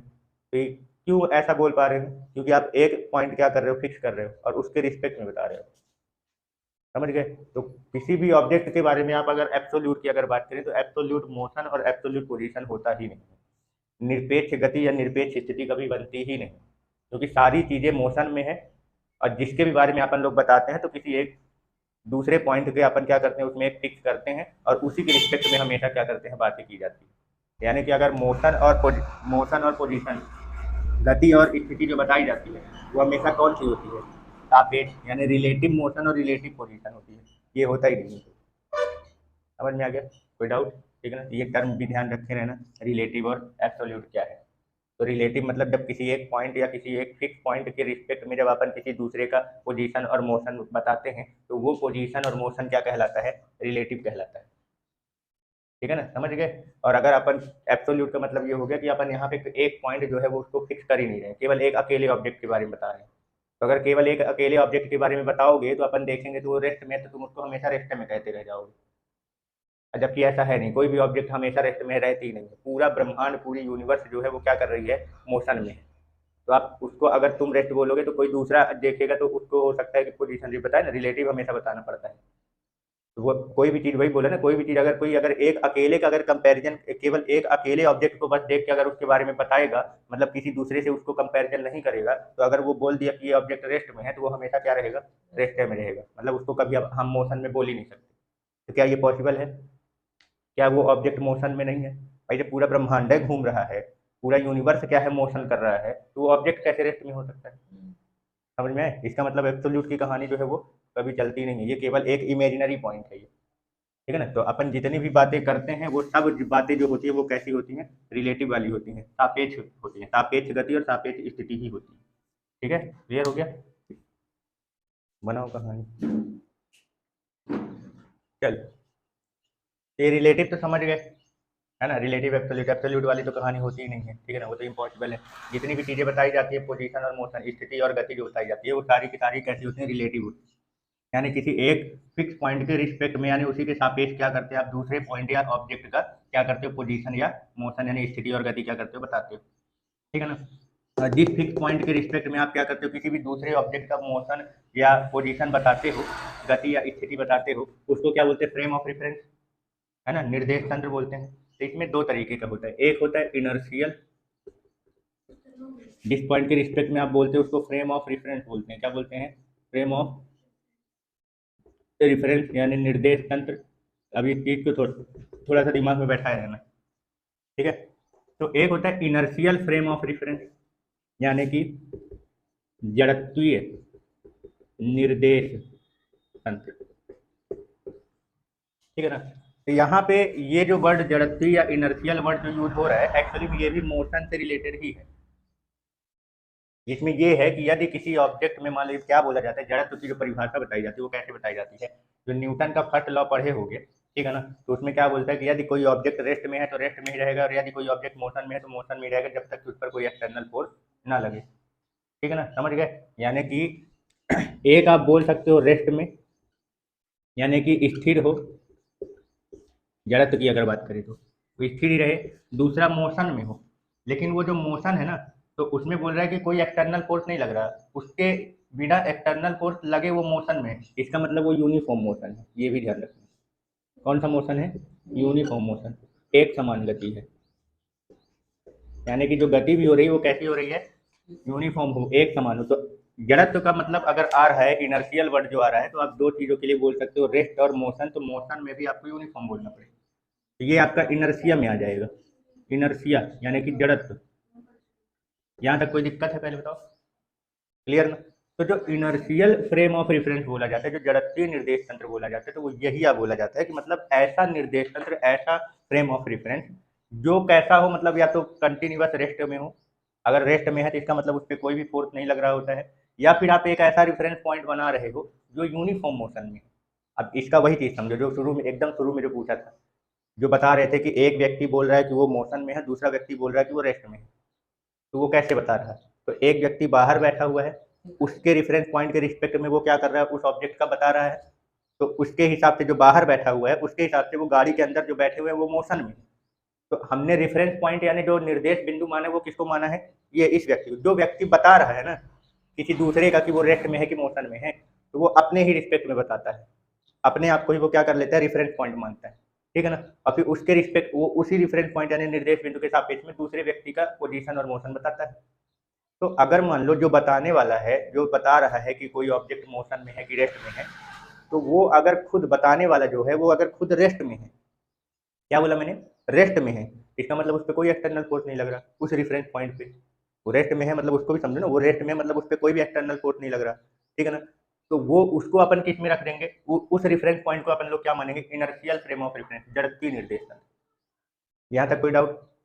अब मान लो जो दूसरा वाला है, ठीक है ना, अब जो आप दूसरा रेफरेंस पॉइंट ले रहे हो, अब वो मोशन में है मान लो, जो आप जो दूसरा रेफरेंस पॉइंट मान रहे हो, एक निर्देश बिंदु, एक तो हमने माना जो रेस्ट में बैठा हुआ था, अब दूसरा मान लो गति कर रहा है, क्या कर रहा है, गति कर रही है, मतलब जैसे मान लो आमने सामने दो गाड़ियां चल रही हैं, ठीक है ना, दो गाड़ी चल रही है, एक गाड़ी मान लो ये किसी भी स्पीड से जा सकती है, इसका कोई नहीं, ये यूनिफॉर्म भी हो सकता है, नॉन यूनिफॉर्म भी हो सकता है, पूरा फोकस किस पे करना, रेफरेंस पॉइंट जिसको मान रहे हो। अब ये क्या है, ये यूनिफॉर्म मोशन से जा रहा है, ये वाली गाड़ी जो है वो यूनिफॉर्म मोशन से जा रहा है, मतलब कि मान लो ये 20 मीटर पर सेकंड की 20 मीटर पर सेकंड की स्पीड से ये जा रहा है, और इसका कुछ भी हो सकता है, इसका कुछ भी मोशन हो सकता है। तो अब जब इसके रिस्पेक्ट में तुम इसको बोलोगे तो ये वाला भी क्या कहलाएगा, इनर्शियल फ्रेम ऑफ रेफरेंस ही कहलाएगा ये क्यों, क्योंकि यूनिफॉर्म मोशन में भी कोई एक्सटर्नल फोर्स नहीं लग रहा होता है, रेस्ट में है तो मतलब इसमें रेस्ट वाले में भी एक्सटर्नल फोर्स क्या होता है, जीरो होता है, और यूनिफॉर्म मोशन में भी एक्सटर्नल फोर्स क्या होता है, जीरो होता है। मतलब जिसको हम reference frame of reference point मानेंगे उसे ही हम इनिशियल ऑफ, हाँ वही है फ्रेम ऑफ रेफरेंस के बारे में बता रहा है, बस ये है कि उसको इनर्शियल कब कहोगे, नॉन इनर्शियल कब कहोगे, जड़त्वीय कब कहेंगे और अजड़त्वीय कब कहेंगे। तो जो हम फ्रेम ऑफ रेफरेंस मान रहे हैं उस पर अगर लगने वाला एक्सटर्नल फोर्स क्या है, जीरो है, तो वो किस में जाएगा, इनर्शियल फ्रेम ऑफ रेफरेंस में, और अगर उस पर लगने वाला फोर्स एक्सटर्नल फोर्स जीरो नहीं है तो वो किस में चला जाएगा, नॉन इनर्शियल में, अजड़त्वीय निर्देश तंत्र। तो मैंने बोला एक्सटर्नल फोर्स जीरो दो केस में मिलते हैं, एक आपका ऑब्जेक्ट अगर रेस्ट में तो इसका मतलब उस पर लगने वाला total external force, net external force zero हो गया, और दूसरा मोशन में है तो वहां पे भी एक्सटर्नल फोर्स जीरो होता है, कब, जब मोशन कैसा हो, यूनिफॉर्म मोशन। अब इसको कैसे ध्यान रखोगे, तो वही न्यूटन का फर्स्ट लॉ याद रखो, क्या बोला, यदि कोई ऑब्जेक्ट रेस्ट में है तो रेस्ट में ही रहेगा, इसको मैं कंटिन्यू रेस्ट में रखा हूँ, कब तक, जब तक कोई एक्सटर्नल फोर्स ना लगे, मतलब इस पे कोई एक्सटर्नल फोर्स नहीं लगा। दूसरा बोल रहा है यदि कोई ऑब्जेक्ट मोशन में है तो मोशन में ही रहेगा, कब तक, जब तक कि उस पर कोई एक्सटर्नल फोर्स ना लगे, अगर जैसे एक्सटर्नल फोर्स लग गया मतलब मोशन चेंज हो जाएगा, स्पीड चेंज हो जाएगी, इसका मतलब उसके पहले वो कैसे स्पीड से जा रहा था, यूनिफॉर्म से, मतलब एक समान गति से वो मूव कर रहा था, तो वहां पे भी एक्सटर्नल फोर्स क्या होता है, जीरो। तो अगर आपका रिफरेंस पॉइंट मान लो किसी ऐसा रिफरेंस पॉइंट बना के रखे हो कि वो रुका हुआ है, रेस्ट में है, तो वो तो मान लो इनर्शियल में चला जाएगा, क्योंकि रेस्ट में एक्सटर्नल फोर्स जीरो होता है। लेकिन अगर रेफरेंस पॉइंट तुम्हारा क्या है, मोशन में है, तो फिर ये देखो कि आप जो रेफरेंस पॉइंट जिसको मान रहे हो वो किस तरीके की मोशन में है, यूनिफॉर्म मोशन है या नॉन यूनिफॉर्म मोशन है, एक समान गति कर रहा है कि असमान गति कर रहा है। तो अगर एक समान गति कर रहा होगा यानी कि उसका समय के साथ उसके मोशन में स्पीड में चेंजेस नहीं हो रहा होगा, तो वो किस में काउंट होगा, इनर्शियल फ्रेम ऑफ रेफरेंस में ही काउंट होगा। समझ गए, क्लियर हो गया भाई। एक बात बताओ, अगर मान लो, समझो, अगर ये मान लो 50 मीटर पर सेकंड की स्पीड से जा रहा है और कोई ऑब्जेक्ट रुका हुआ है तो इसको 50 मीटर पर सेकंड की स्पीड से दिखेगा, ठीक है ना, तो उसके हिसाब से होता है। और जब मोशन में आ जाएगा तो अगर ये यूनिफॉर्म मोशन चल रहा है, यूनिफॉर्म मोशन, तो इसके हिसाब से इसकी भी जो अब ये जो बताएगा, अभी जैसे रुका हुआ है, समझना, रुका है तो उसको 50 मीटर पर सेकंड की स्पीड से ही समझ में आएगा, मतलब कोई चेंजेस नहीं हो रहा, वो अगर 50 मीटर जा रहा है तो 50 मीटर बता रहा है। जब ये मोशन में आ जाएगा तो ये यूनिफॉर्म मोशन होना चाहिए इसका, जिसको रेफरेंस पॉइंट बना रहे हो, ये अलग अलग स्पीड से नहीं जाना चाहिए, ये सेम स्पीड से जाना चाहिए, ये जिस भी स्पीड से जाना चाहे जा सकता है। तो जब ये सेम स्पीड से जाएगा तो ये किस, इसका स्पीड जो है वो कैसा चेंजेस हो रहा है, ये एकदम वही सटीक बता देगा आंसर कि इसकी स्पीड में किस तरीके का चेंजेस आ रहा है। लेकिन अगर ये खुद ही अपना स्पीड आगे पीछे अगर क्या किया उसने, यूनिफॉर्म नहीं रखा, चेंज किया, तो ये इसके स्पीड में चेंजेस कभी बता पाएगा, पहले अपने आप को स्थिर रखना पड़ेगा, तब हम दूसरे के चेंजेस को क्या कर सकते हैं, बता सकते हैं। तो वो स्थिर तरीका दो है, एक तो मोशन में ही ना हो, और अगर मोशन में है तो यूनिफॉर्म मोशन। तो इन दोनों के केस में जो फ्रेम ऑफ रेफरेंस आता है वो उसको क्या बोलते हैं, इनर्शियल फ्रेम ऑफ रेफरेंस यानी जड़त्वीय निर्देश तंत्र। और अगर आपका फ्रेम ऑफ रेफरेंस जिसको बना रहे हो वो अगर यूनिफॉर्म मोशन में नहीं है, रेस्ट में भी नहीं है और यूनिफॉर्म मोशन में भी नहीं है, नॉन यूनिफॉर्म उसमें चला जाएगा, नॉन इनर्शियल में, अजड़त्वीय में। इसका एक आपको एग्जाम्पल बताओ, गाड़ी कहीं ले लो, एक गाड़ी चल रही है, वो मान लो कि हमें वो बताना है उसका मोशन कैसा है, जो गाड़ी चल रही है, तब जो फ्रेम ऑफ रेफरेंस जिसके रिस्पेक्ट में तुम बता रहे हो वो खुद ही नॉन यूनिफॉर्म है, मतलब कहीं 5 से जा रहा है तो कहीं 10 मीटर पर सेकंड से जा रहा है, कहीं 15 मीटर पर सेकंड हो गया, फिर कहीं 5 मीटर पर सेकंड हो गया, तब इसके रिस्पेक्ट में उसको बताऊंगा तो क्या क्लियर तरीके से बता पाऊंगा, पहले मैं अपने आप को तो स्थिर कर लूँ तब तो दूसरे को बताऊंगा, तो वो किस में चला जाएगा, नॉन इनर्शियल में चला जाएगा। समझ गए, क्लियर हो गया, अजड़त्वीय निर्देश तंत्र कहलाएगा। कोई डाउट, ठीक है ना, पहले इसको निपटाओ। देखो इनर्शियल फ्रेम ऑफ रेफरेंस समझ गए ना, जड़त्वीय निर्देश तंत्र, हमारे जितने भी फिजिक्स के नियम बनाए जाते हैं, फिजिक्स कि लॉ मतलब ये हो गया फॉर्मूले वगैरह, लॉ हो गया या फॉर्मूला हो गया, ठीक है ना, यानी कि नियम और सूत्र जो होते हैं। तो नियम और सूत्र जो भी बनाए जाते हैं फिजिक्स से संबंधित यानी भौतिकी से संबंधित, तो जिस भी ऑब्जेक्ट के बारे में आप उसको जो भी फॉर्मूला उसका सूत्र जो भी आप तैयार कर रहे हो वो किसी एक इनर्शियल फ्रेम ऑफ रेफरेंस के रिस्पेक्ट में तैयार किया जाता है, ठीक है ना। जैसे मान लो कि अब हमें एक नियम बनाना है, ये ऑब्जेक्ट है ए, अब ये मोशन में है, गति कर रहा है, ठीक है ना। तो अब इसके मोशन से रिलेटेड मुझे जो भी फॉर्मूला, इसकी गति से संबंधित जो भी सूत्र या नियम हमको तैयार करना होगा, तो उसके लिए हमें एक रेफरेंस पॉइंट पहले तैयार करना पड़ेगा, उसके लिए हमें एक निर्देश बिंदु तैयार करना पड़ेगा। अब वो निर्देश बिंदु जो है यानी वो जो रेफरेंस पॉइंट आप तैयार कर रहे हो वो कैसा होना चाहिए, इनर्शियल वाला, जड़त्वीय।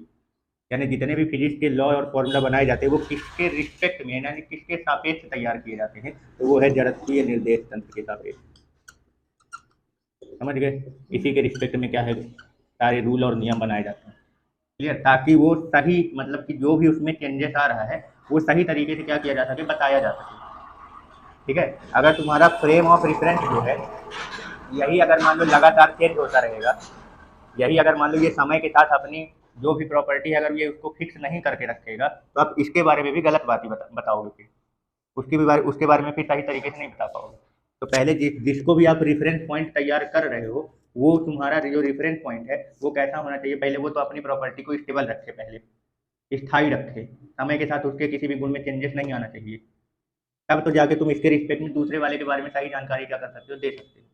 इसीलिए फिजिक्स का जो नियम बनाया जाता है वो उसके लिए जो reference point frame of reference यानी कि जो निर्देश तंत्र जो तैयार किया जाता है जो माना जाता है वो कौन सा वाला लिया जाता है, जड़त्वीय निर्देश तंत्र, इनर्शियल फ्रेम ऑफ रेफरेंस।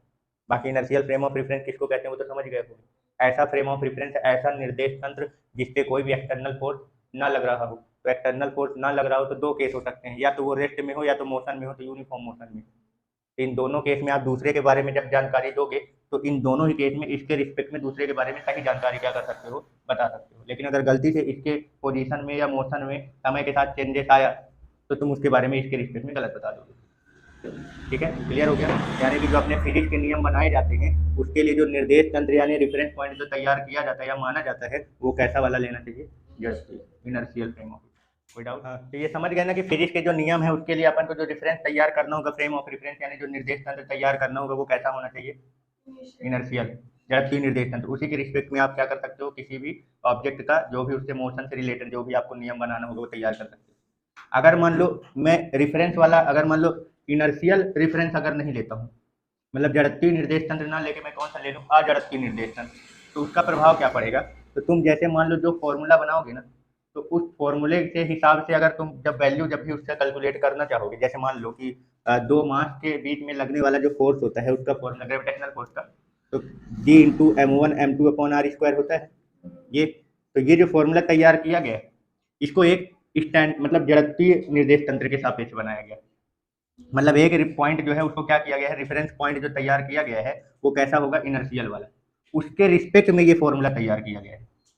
अब अगर जिसके रिस्पेक्ट में तुम ये फॉर्मूला तैयार किए हो अगर वही समय के साथ चेंज हुआ तो तुम्हारी ये वैल्यू जो है वो बार बार क्या होगी, चेंज होती रहेगी।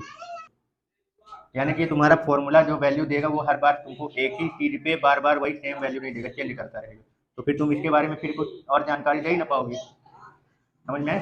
ठीक है, तो अगर अपने को फॉर्मूला कंटिन्यू क्या रखना है, एकदम कांस्टेंट रखना है कि हाँ हम ये फॉर्मूला कभी भी लगा सकते हैं, तो उसके लिए तुम जिस रेफरेंस पॉइंट यानी जिस निर्देश बिंदु या तंत्र के सापेक्ष इसको तैयार किए हो वो खुद क्या होना चाहिए, इनर्शियल होना चाहिए, जड़त्वीय होना चाहिए।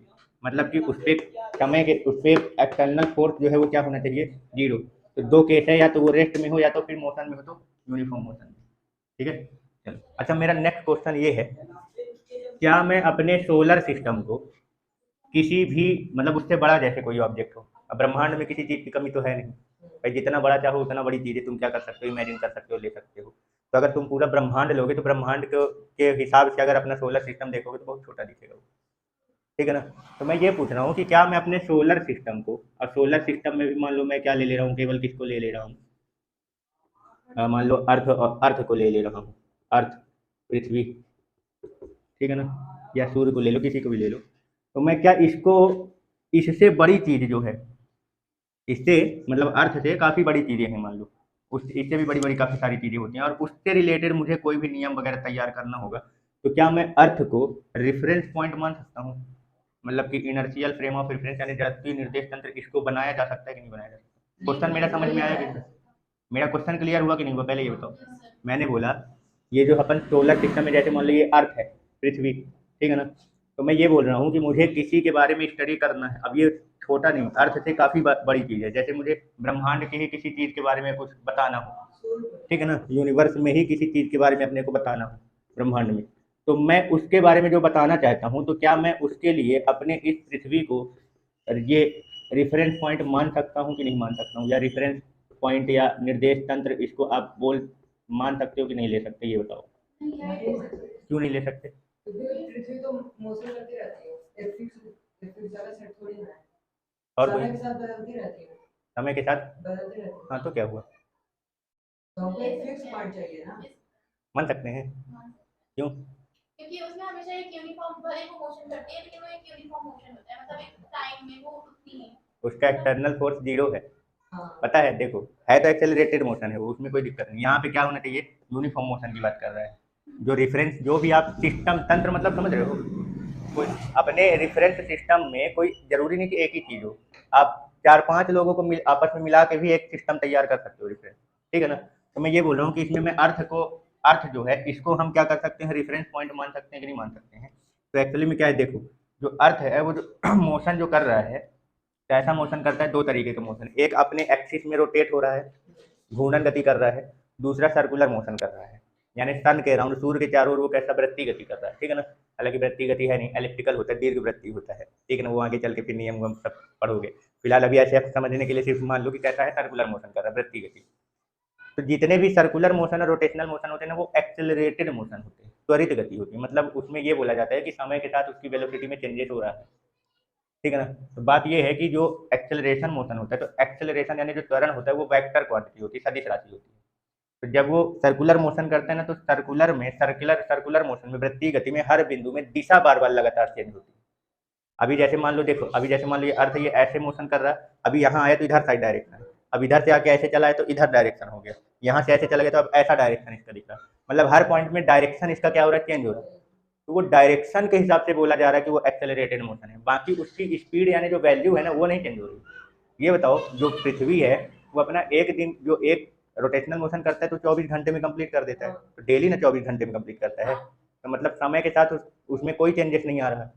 अगर मान लो उसका स्पीड वगैरह चेंज होता, तो उसका एक दिन में जो वो अपना जो समय लगा रहा पूरा कंप्लीट करने में रोटेशन, फिर 24 घंटा ना लगता, कुछ ना कुछ चेंज हो जाता। तो मतलब वेलोसिटी नहीं चेंज हो रही है, स्पीड उसकी नहीं चेंज हो रही है, मतलब उसका वैल्यू के हिसाब से देखा जाए तो यूनिफॉर्म मोशन में कर रहा है वो। कैसा मोशन है उसका? यूनिफॉर्म मोशन, चाहे सर्कुलर वाला हो चाहे रोटेशनल वाला हो, दोनों उसका मोशन कैसा है, यूनिफॉर्म। अगर आप डायरेक्शन को हटा दो तो जो उसका एक्सेलरेटेड मोशन यानी त्वरित गति बोली जाती है, वो उसके डायरेक्शन को देख के बताया जाता है।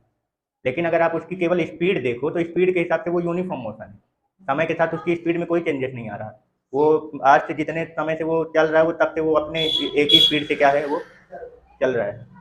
तो स्पीड में कोई चेंजेस नहीं आ रहा। मतलब कहने का मतलब ये कि एक्सटर्नल फोर्स का इफेक्ट उसमें लगभग जीरो है ही नहीं। एक्सटर्नल फोर्स, बाह्य बल उस पर एक भी नहीं। अगर किसी ऑब्जेक्ट, जैसे मान लो कोई ऑब्जेक्ट मोशन कर रहा है, अब इसमें अगर मान लो जैसे ये मान लो क्या है, मोशन में है, अब इसमें अगर मैं फोर्स लगा दूं तो इसका मोशन चेंज हो जाएगा, गति चेंज हो जाएगी। पर जो अर्थ है उसकी गति तो चेंज हो नहीं रही है, उसकी स्पीड तो चेंज हो नहीं रही। वो जितने समय में अपना एक रोटेशन और एक रिवॉल्यूशन कंप्लीट कर रहा है, एक घूर्णन गति और एक वृत्तीय गति जितने समय में वो कंप्लीट कर रहा है, वो रोज उसी समय में कंप्लीट करता है।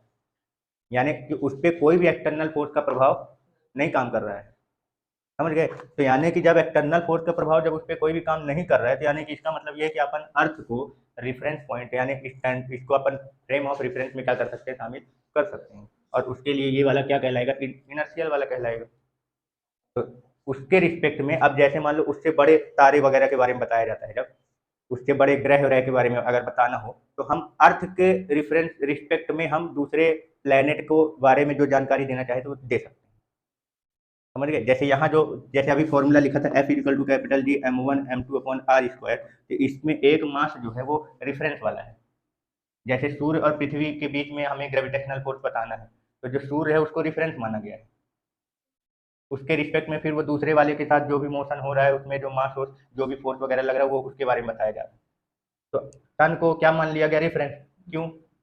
क्योंकि वो रेस्ट में, उसके रिस्पेक्ट में वो रेस्ट में दिख रहा है, तो उस पर कोई एक्सटर्नल फोर्स नहीं है। अब पृथ्वी जो है वो मोशन में है, लेकिन जो उसका गति है, उसकी स्पीड जो है, उसमें कोई चेंजेस नहीं आ रहा, मतलब उसमें भी एक्सटर्नल फोर्स लगभग है ही नहीं, प्रभाव जीरो। यानी अपन पृथ्वी के रिस्पेक्ट में भी अपन किसी दूसरे के बारे में अगर बताना चाहें तो बता सकते हैं। मतलब अपन अर्थ को भी क्या मत कर सकते हैं, इनर्शियल फ्रेम ऑफ रेफरेंस यानी जड़त्वीय निर्देश तंत्र क्या कर सकते हैं, बना सकते हैं। तो समझ में आया? ठीक है, कोई डाउट? ठीक है, यही सारी चीजें हैं। और बताओ क्या बता सकते हो इसके बारे में, इनर्शियल फ्रेम ऑफ रेफरेंस के बारे में। यहाँ पे क्लियर हो गया ना कि अर्थ वगैरह को अपन क्यों मान सकते हैं, उसका मोशन एक्सेलरेटेड मोशन है, त्वरित गति है, लेकिन फिर भी हम उसको क्या कर सकते हैं, इनर्शियल फ्रेम ऑफ रेफरेंस में ले सकते हैं। तो उसका कारण ये है कि उसकी स्पीड नहीं चेंज हो रही है, वो डायरेक्शन लगातार चेंज हो रहा है, लेकिन स्पीड जो है वो चेंज नहीं हो रही है। तो अपन उसको बोल सकते हैं कि वो यूनिफॉर्म स्पीड से चल रहा है। तो जब यूनिफॉर्म यानी एक समान गति से चल रहा है, तो एक समान गति वाले का एक्सटर्नल फोर्स इफेक्ट जीरो।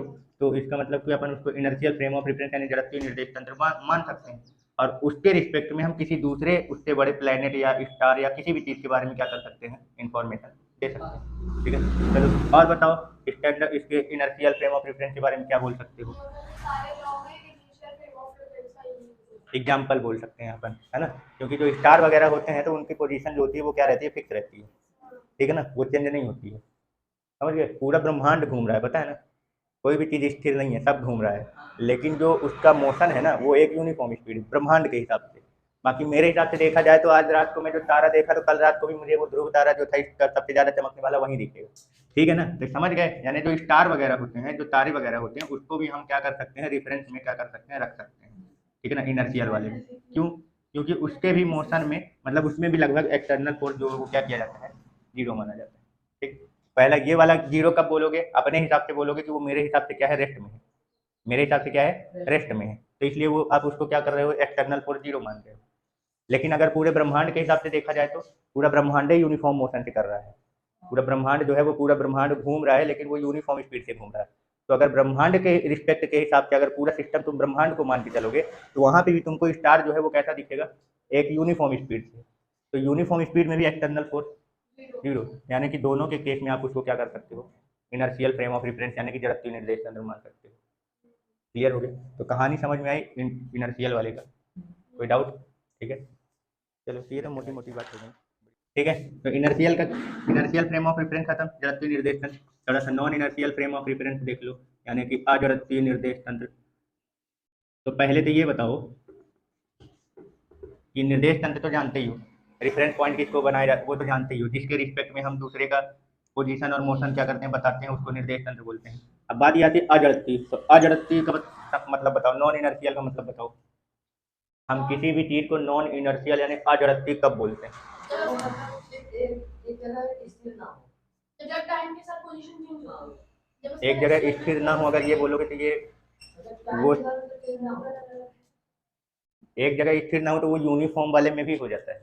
एक जगह स्थिर नहीं है, वो गति कर रहा है, लेकिन ये है कि हाँ, ये नॉन इनर्शियल का मतलब ये होता है, अजड़त्वीय का मतलब ये है कि उसमें जैसे जड़त्व के लिए क्या बोले थे, रेस्ट में होना चाहिए, एक्सटर्नल फोर्स जो है वो नहीं लगना चाहिए। तो रेस्ट में हो तो एक्सटर्नल फोर्स नहीं लग रहा, अब मोशन में हो तो यूनिफॉर्म में होना चाहिए। ठीक है ना, बस यहाँ पे अब रेस्ट में तो रखना नहीं है अजड़त्वीय के लिए, क्योंकि वो किसका है, जड़त्वीय का है।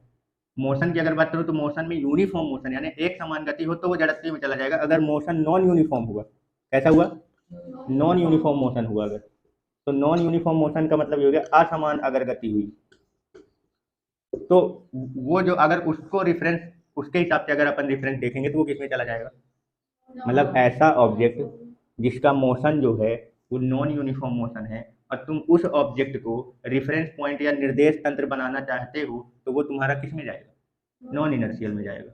समझ गए? अब नॉन इनर्शियल में अगर नॉन यूनिफॉर्म मोशन कर रहा है तो सीधी सी बात है कि उस पर कुछ ना कुछ एक्सटर्नल फोर्स यानी बाह्य बल जो है वो लग रहा हो, यानी कि वो जीरो नहीं होगा। समझ गए? क्लियर हो गया? तो इस तरीके का जब आप रेफरेंस पॉइंट यानी कि जो निर्देश तंत्र तैयार करोगे तो वो किस लिस्ट में आएगा, नॉन यूनिफॉर्म अगर हुआ तो नॉन इनर्शियल में चला आएगा, वो अजड़त्वीय निर्देश तंत्र में। ठीक है ना, और जो अजड़त्वीय निर्देश तंत्र बनाया जाता है यानी कि जो non inertial frame of reference तैयार किया जाता है वो भी इनर्शियल फ्रेम ऑफ रेफरेंस के रिस्पेक्ट में तैयार किया जाता है। मतलब जड़त्वीय निर्देश तंत्र के, बोला ना कोई चीज़ अकेली होती ही नहीं, कोई भी चीज़ अकेला यानी एब्सोल्यूट सिस्टम कुछ होता ही नहीं है। सारी चीज़ें जितनी भी होती है सब कैसी होती हैं, रिलेटिव होती हैं, सापेक्ष। तो ये वाला भी चीज़ अगर मुझे ये बताना है कि कोई भी सामने वाला ऑब्जेक्ट यूनिफॉर्म मोशन कर रहा है कि नॉन यूनिफॉर्म मोशन, तो उसके लिए भी एक रेफरेंस पॉइंट पहले तैयार करना पड़ेगा, समझ गए। अब वो रेफरेंस पॉइंट जो है वो कैसा होना चाहिए, वो चेंजेबल नहीं होना चाहिए। वो कैसा होना चाहिए, वो नॉन चेंजेबल होना चाहिए, वो बदलना नहीं चाहिए। तो बदलना नहीं चाहिए मतलब या तो रेस्ट में हो, और अगर मोशन में है तो फिर या तो वो यूनिफॉर्म में जाना चाहिए। और उसी के रिस्पेक्ट में तुम दूसरे वाले का क्या कर सकते हो, बता सकते हो कि उसका मोशन जो है वो यूनिफॉर्म हो रहा है या नॉन यूनिफॉर्म, एक समान गति कर रहा है कि असमान। तो उसके बारे में बताने के लिए अपने को जो रेफरेंस पॉइंट तैयार करना होगा वो कैसा वाला लेना पड़ेगा, इनर्शियल वाला लेना पड़ेगा। तुम किसी के भी बारे में बताओ, इनर्शियल ही तुमको करना पड़ेगा। तुमको इनर्शियल भी बनाना होगा तो उसके लिए भी तुमको इनर्शियल ही लेना पड़ेगा। इनर्शियल किसी दूसरे, जैसे दूसरा ऑब्जेक्ट है उसमें मोशन कैसा है, इनर्शियल मोशन है, मान लो जड़त्वीय गति है। अब जड़त्वीय गति का मतलब यूनिफॉर्म, उसके लिए भी तुम्हें अगर बताना है कि वो जड़त्वीय मोशन में है, यूनिफॉर्म मोशन में है, तो उसके लिए भी तुम्हें जो रेफरेंस तैयार करना होगा, जो निर्देश बिंदु तैयार करना होगा, बनाना होगा, वो कैसा लेना होगा, जड़त्वीय लेना होगा। और जो नॉन यूनिफॉर्म तैयार बताओगे तो उसके लिए भी तुमको ये जो रेफरेंस पॉइंट तैयार करोगे ये कैसा होना चाहिए, जड़त्वीय ही होना चाहिए। मतलब दूसरे के बारे में जब बताओगे तुम, तो जिसके सापेक्ष बता रहे हो वो चेंजेबल नहीं होना चाहिए, तभी तुम दूसरे के बारे में बता सकते हो कि वो कैसा बिहेव कर रहा है। तो इसका मतलब ये हुआ कि जो हम non inertial frame of reference तैयार करते हैं, अजड़त्वीय निर्देश तंत्र जो बनाते हैं, तो वो किसके रिस्पेक्ट में बनाते हैं, तो ये जड़त्वीय निर्देश तंत्र के सापेक्ष ही क्या करते हैं, तैयार करते हैं या बनाते हैं। ठीक है ना, समझ गए। यानी कि इनर्शियल फ्रेम ऑफ रेफरेंस के रिस्पेक्ट में ही आप non inertial frame of reference क्या करते हो, तैयार करते हो। क्लियर हो गया ना, कोई डाउट? ठीक है, तो क्लियर हो गया ना कि non inertial frame of reference क्या है। ठीक है, कैसा है, क्या क्या पॉइंट इसके बारे में बता सकते हो, कोई एग्जांपल्स वगैरह के जैसे देना चाहो तो इसका। जो नियम वगैरह बनाए जाते हैं वो इस रेफरेंस पॉइंट में बना सकते हो कि नहीं बना सकते, है ना। यानी जो फिजिक्स के लॉ हैं, फिजिक्स वगैरह के जो नियम हैं, लॉ सूत्र वगैरह जो हैं, वो non inertial frame of reference के रिस्पेक्ट में आप नहीं बना सकते। क्यों नहीं बना सकते, क्योंकि वैल्यू बार बार आपकी जो सूत्र बनाओगे तो हर बार वैल्यू आपकी क्या हो जाएगी, गलत आएगी, चेंज होती रहेगी। ठीक है ना। चलो और कोई पॉइंट बताओ इसका। एक पॉइंट ये है कि अगर कोई बस है वो सर्कुलर मोशन कर रही है, मतलब बस है वो सर्कुलर करके मोशन कर रही है, तो भी वो नॉन इनर्शियल ही चलेगा, क्योंकि जैसे सर्कुलर जो होता है तो उसमें हमेशा यूनिफॉर्म मोशन लगता है, लेकिन उसमें जो उसके अंदर कोई इंसान बैठ रहेंगे उनके ऊपर एक कोई फोर्स लगेगा, मतलब उनके ऊपर फोर्स काम करेगा, इसलिए हमसे नॉन इनर्शियल। जैसे सर्कुलर मोशन जब हो रहा होता है, मान लो यहाँ पे ये है कि इसका एक्सटर्नल फोर्स 0 नहीं होना चाहिए, तब उसका अगर तुम किसी को रेफरेंस पॉइंट अगर बना रहे हो तो देख लो कि उस रेफरेंस पॉइंट में कोई एक्सटर्नल फोर्स काम कर रहा नहीं कर रहा है। अगर कर रहा तो नॉन इनर्शियल में आएगा, और नहीं कर रहा तो इनर्शियल में चला जाएगा। तब जैसे मान लो कोई भी ऑब्जेक्ट सर्कुलर मोशन कर रहा है, तो वो सर्कुलर मोशन जब करता है तो सर्कुलर मोशन में उसमें क्या होता है, देखे होगे कभी, मान लो जैसे झूला उलट झूले होगे कभी कभार, कभी क्या बचपन में खूब घूमे होगे, तो वो वाला तो गोला वाला, तो ऐसे लगता है ना कि अगर मान लो मैं ना पकड़ा रहा हूँ तो सीधे बाहर है, आप फेंकाऊंगा, है ना। तो वो इसका मतलब तुम्हारे ऊपर कोई ना कोई एक एक्सटर्नल फोर्स क्या है, वर्क कर रहा है उसमें। ठीक है ना, तो वो कैसा मोशन हो गया, एक्सेलरेटेड मोशन हो गया। अगर फोर्स काम कर रहा है मतलब एक्सेलरेटेड मोशन है वहाँ, त्वरित गति। ठीक है ना। तो जो सर्कुलर वाले जो होते हैं जिनका मोशन होता है, अगर उसको तुम फ्रेम ऑफ रेफरेंस तैयार करोगे तो वो किस में जाएगा, नॉन इनर्शियल में जाएगा। तो कहने सिर्फ सर्कुलर नहीं, सीधा एक वर्ड बोल दो, जिसको आप फ्रेम ऑफ रेफरेंस मान रहे हो, अगर उसमें एक्सेलरेटेड मोशन है, कैसा है, एक्सेलरेटेड मोशन है, यानी त्वरित गति अगर हो रही है, तो त्वरित गति तभी होती है, एक्सेलरेटेड मोशन तभी होता है जब उस पर कोई एक्सटर्नल फोर्स वर्क कर रहा हो।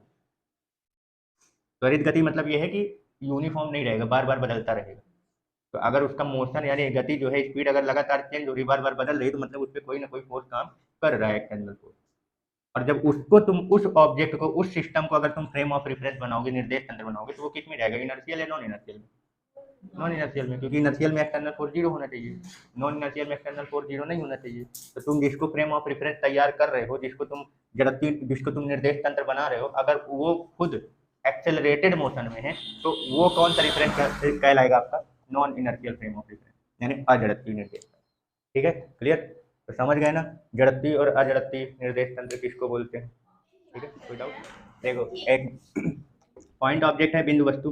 हाँ, इसको देख के तुम लोगों को पहले ये बताओ कहाँ का फील आता है, वो बता डालो पहले। इसमें ये एक feel आ रहा है। वस्तु और एक बिंदु अच्छा, एक वस्तु और एक बिंदु। बस एक वस्तु और एक बिंदु वस्तु की बिंदु। है। चलो, क्या बताना चाहोगे इनके बारे में? नहीं सही, जो भी तुमको देख के जो भी चीज समझ में आ रहा बताते जाओ, उसमें से मैं जो तुम्हारे काम का होगा वो छाट छाट के अलग कर दूंगा। चलो बताओ इसके बारे में क्या बता रहे हो। फॉर एग्जाम्पल कोई ट्रेन जा रही है तो हम मतलब उसके बारे में उसकी गति का अध्ययन कर रहे हैं। हाँ। और अगर उसके अंदर कोई इंसान बैठा है तो हम उसकी बात करेंगे तो ट्रेन जो बहुत बड़ी है और ट्रेन के अंदर हम उसकी बात करेंगे तो वो मतलब ट्रेन के सापेक्ष वो लड़का बिंदु के आकार का दिखाई देगा। तो तुमको वो बिंदु के आकार का दिखाई देगा। नहीं फिर भी इतनी बड़ी ट्रेन के रिस्पेक्ट में वो मतलब अच्छा, मैं एक क्वेश्चन पूछ रहा हूँ। ट्रेन, मान लो मैं एग्जांपल दे दिया, एक ट्रेन है, ठीक है ना, ये वस्तु जो बोले ना अभी तुम लोग, एक वस्तु, मैं इस वस्तु की जगह ट्रेन ले रहा हूँ, क्या तुम इस ट्रेन को बिंदु वस्तु यानी पॉइंट ऑब्जेक्ट बोल सकते हो? हाँ, कैसे? अगर सर हम बोले मतलब मान लीजिए हम लोग एरोप्लेन में हाँ, सही जा रहे हो, सही जा रहे हो। नीचे देखिए। तो एक हम एरोप्लेन के रिस्पेक्ट, जहाँ मैं हूँ, अगर मैं अपने रिस्पेक्ट में एरोप्लेन के कैसे बोलूँ, अगर अपने रिस्पेक्ट में देखो एरोप्लेन के तो बहुत बड़ा एरिया होगा, ठीक, तो उस एरिया के रिस्पेक्ट में वो ट्रेन मुझे इतनी सी दिखी। मतलब तुम दूर जा रहे हो, हाँ, मतलब मैं जितना ज्यादा दूर जाता जाऊंगा तो वो ऑब्जेक्ट मुझे क्या होता जाएगा? सही पकड़े हो, ठीक है। मतलब कहने का मतलब ये है, देखो ट्रेन तो है काफी बड़ा होता है, ये पॉइंट साइज में कब काम करेगा, इसमें तुम जितनी भी चीजें हैं ना सब पॉइंट ऑब्जेक्ट बना सकते हो। कोई भी चीज ऐसी नहीं जिसको तुम पॉइंट ऑब्जेक्ट नहीं मान सकते, यहाँ तक कि पृथ्वी को भी पॉइंट ऑब्जेक्ट माना जा सकता है, बस देखने का नजरिया चेंज करना पड़ेगा। अब जैसे मान लो ट्रेन है, ट्रेन को अगर आप पॉइंट ऑब्जेक्ट मानोगे तो ये बताओ, यहाँ पे ऐसा बताया जाता है, जैसे मान लो तुम ट्रेन से जितना ज़्यादा दूर जाते जाओगे तो वो ट्रेन तुमको धीरे धीरे छोटा दिखाई देने लगेगा। अब इतना दूर चले जाओ, तुम बहुत ज़्यादा मत जाना, मतलब ट्रेन दिखे तो इतना दूर चले जाओ कि ट्रेन एकदम तुमको जितना दूर जाते जाओगे, जैसे मान लो हवाई जहाज से ऊपर जाते जाते जाओगे वो ट्रेन धीरे धीरे तुमको क्या होता जाएगा, छोटा दिखाई। एक टाइम ऐसा आएगा कि वो एकदम बिंदु के आकार का दिखेगा, तो वो तुम्हारे लिए पॉइंट ऑब्जेक्ट का काम कर रहा है। समझ गए? क्लियर हो गया? कोई डाउट? ऐसे अगर अर्थ की हम बात करें तो अर्थ भी एक पॉइंट ऑब्जेक्ट की तरह काम करेगा, कब? बिंदु वस्तु की तरह कब काम करेगा? जब तुम अर्थ से निकल जाओ बाहर, अर्थ से बाहर निकल जाओ और किसी दूसरे प्लेनेट में जाओ, वहां से तुम, अच्छा जैसे मान लो मैं अर्थ से चंद्रमा को देखता हूँ, जब तो वो छोटा सा दिखता है, अपन उसको पॉइंट ऑब्जेक्ट बोल सकते हैं, लेकिन क्या वो इतना छोटा है? नहीं है ना, काफी बड़ा है भैया, वो एक तो प्लेनेट, वो एक तो पूरा प्लेनेट है वो, तो प्लेनेट छोटा ना हुआ है, लेकिन हम देख रहे हैं तो वो अपने को एक पॉइंट साइज का दिख रहा है, तो कारण ये है कि उसकी डिस्टेंस में काफी काफी ज्यादा दूरी पे है। तो जब डिस्टेंस इतना ज्यादा हो जाए, समझना, अब पॉइंट ऑब्जेक्ट का जो डेफिनेशन बताया जाता है वो क्या बताया जाता है कि यदि डिस्टेंस इतना ज्यादा हो, दूरी इतनी ज्यादा हो कि आप उसके साइज को निग्लेजिबल कर सको। समझ में आया क्या बोला? डिस्टेंस यानी दूरी इतनी ज्यादा हो कि उसके रिस्पेक्ट में, डिस्टेंस के रिस्पेक्ट में, तय की गई दूरी के हिसाब से ऑब्जेक्ट का साइज जो है वो क्या हो, लगभग ना के बराबर हो, तो उस ऑब्जेक्ट को क्या मानोगे? Point object. समझ में आया? क्लियर हुआ? कुछ डाउट? जैसे मान लो कि एक गाड़ी है, ठीक है ना, ये अभी तुम इसको यहाँ पे खड़े होकर देखोगे तो ये तुमको पॉइंट ऑब्जेक्ट नहीं दिखेगा, ये काफी बड़ी गाड़ी दिखेगी, लेकिन मान लो ये तुम्हारा कितने किलोमीटर चला गया, 1 किलोमीटर की दूरी तक चला गया। अब मैं तुमको इस यहाँ से लेकर यहाँ तक का पूरा सिस्टम दिखा रहा हूँ, ये मैं तुमको जो है पूरा 1 किलोमीटर की दूरी जो इसने ट्रेवल की है, मैं वो पूरा तुमको 1 किलोमीटर की दूरी के साथ मैं पूरा ये सिस्टम तुमको दिखा रहा हूँ। तो जब मैं तुमको ये पूरा सिस्टम दिखाऊंगा तो ये तुमको कितना बड़ा दिखाई देगा? छोटा सा दिखेगा, क्योंकि ये लंबाई जो है वो काफी ज्यादा है, और लंबाई के हिसाब से इस ऑब्जेक्ट की साइज जो है वो काफी छोटा है, मतलब ना के बराबर है। 1 किलोमीटर की लंबाई है वो, और 1 किलोमीटर की लंबाई के हिसाब से इस गाड़ी की लंबाई कितनी है? बहुत छोटा। तो यानी कि ये अपना क्या हो गया? पॉइंट ऑब्जेक्ट बन जाएगा, यानी कि ये बिंदु वस्तु बन जाएगा। तो समझ में आया बिंदु वस्तु किसे कहते हैं? दूरी के हिसाब से, यानी ये है गति से ही संबंधित है। तो जब अपन क्या होते हैं, किसी भी वस्तु की गति से संबंधित अध्ययन करते हैं, तो यदि उस गति में यानी उस अध्ययन में यदि ऑब्जेक्ट द्वारा तय की गई दूरी जो है वो ऑब्जेक्ट के कंपैरिजन में काफी ज्यादा हो, या ये बोल दो कि उसके द्वारा तय की गई दूरी जो है वो ऑब्जेक्ट के साइज के कंपैरिजन में काफी ज्यादा हो, यानी साइज को हम उसकी दूरी के हिसाब से क्या कर सकते हैं? निग्लेजिबल, लगभग ना के बराबर मानेंगे, तो वो ऑब्जेक्ट अपना जो है वो किसकी तरह काम करेगा? Point object. यानी कि ऐसी कोई चीज नहीं है जिसको तुम पॉइंट ऑब्जेक्ट नहीं बना सकते, हर चीज को पॉइंट ऑब्जेक्ट बना सकते हो। कैसे? बस उसके द्वारा तय की गई दूरी जो है वो इतनी ज्यादा हो कि उसके कंपैरिजन में ऑब्जेक्ट का साइज जो है वो लगभग ना के बराबर हो जाए। तो ट्रेन को भी पॉइंट साइज बना सकते हो, पृथ्वी को भी पॉइंट साइज बना सकते हो, यहाँ तक कि अपने पूरे सोलर सिस्टम को तुम पॉइंट ऑब्जेक्ट बना सकते हो। पर यह है कि तुमको सोलर सिस्टम से फिर बाहर जाना पड़ेगा, और इतना दूर जाना पड़ेगा कि तुमको वो सोलर सिस्टम जाते जाते जाते इतना छोटा दिखाई देने लग जाए। समझ गए? इसकी कहानी क्लियर हुई, पॉइंट ऑब्जेक्ट किसे कहते हैं।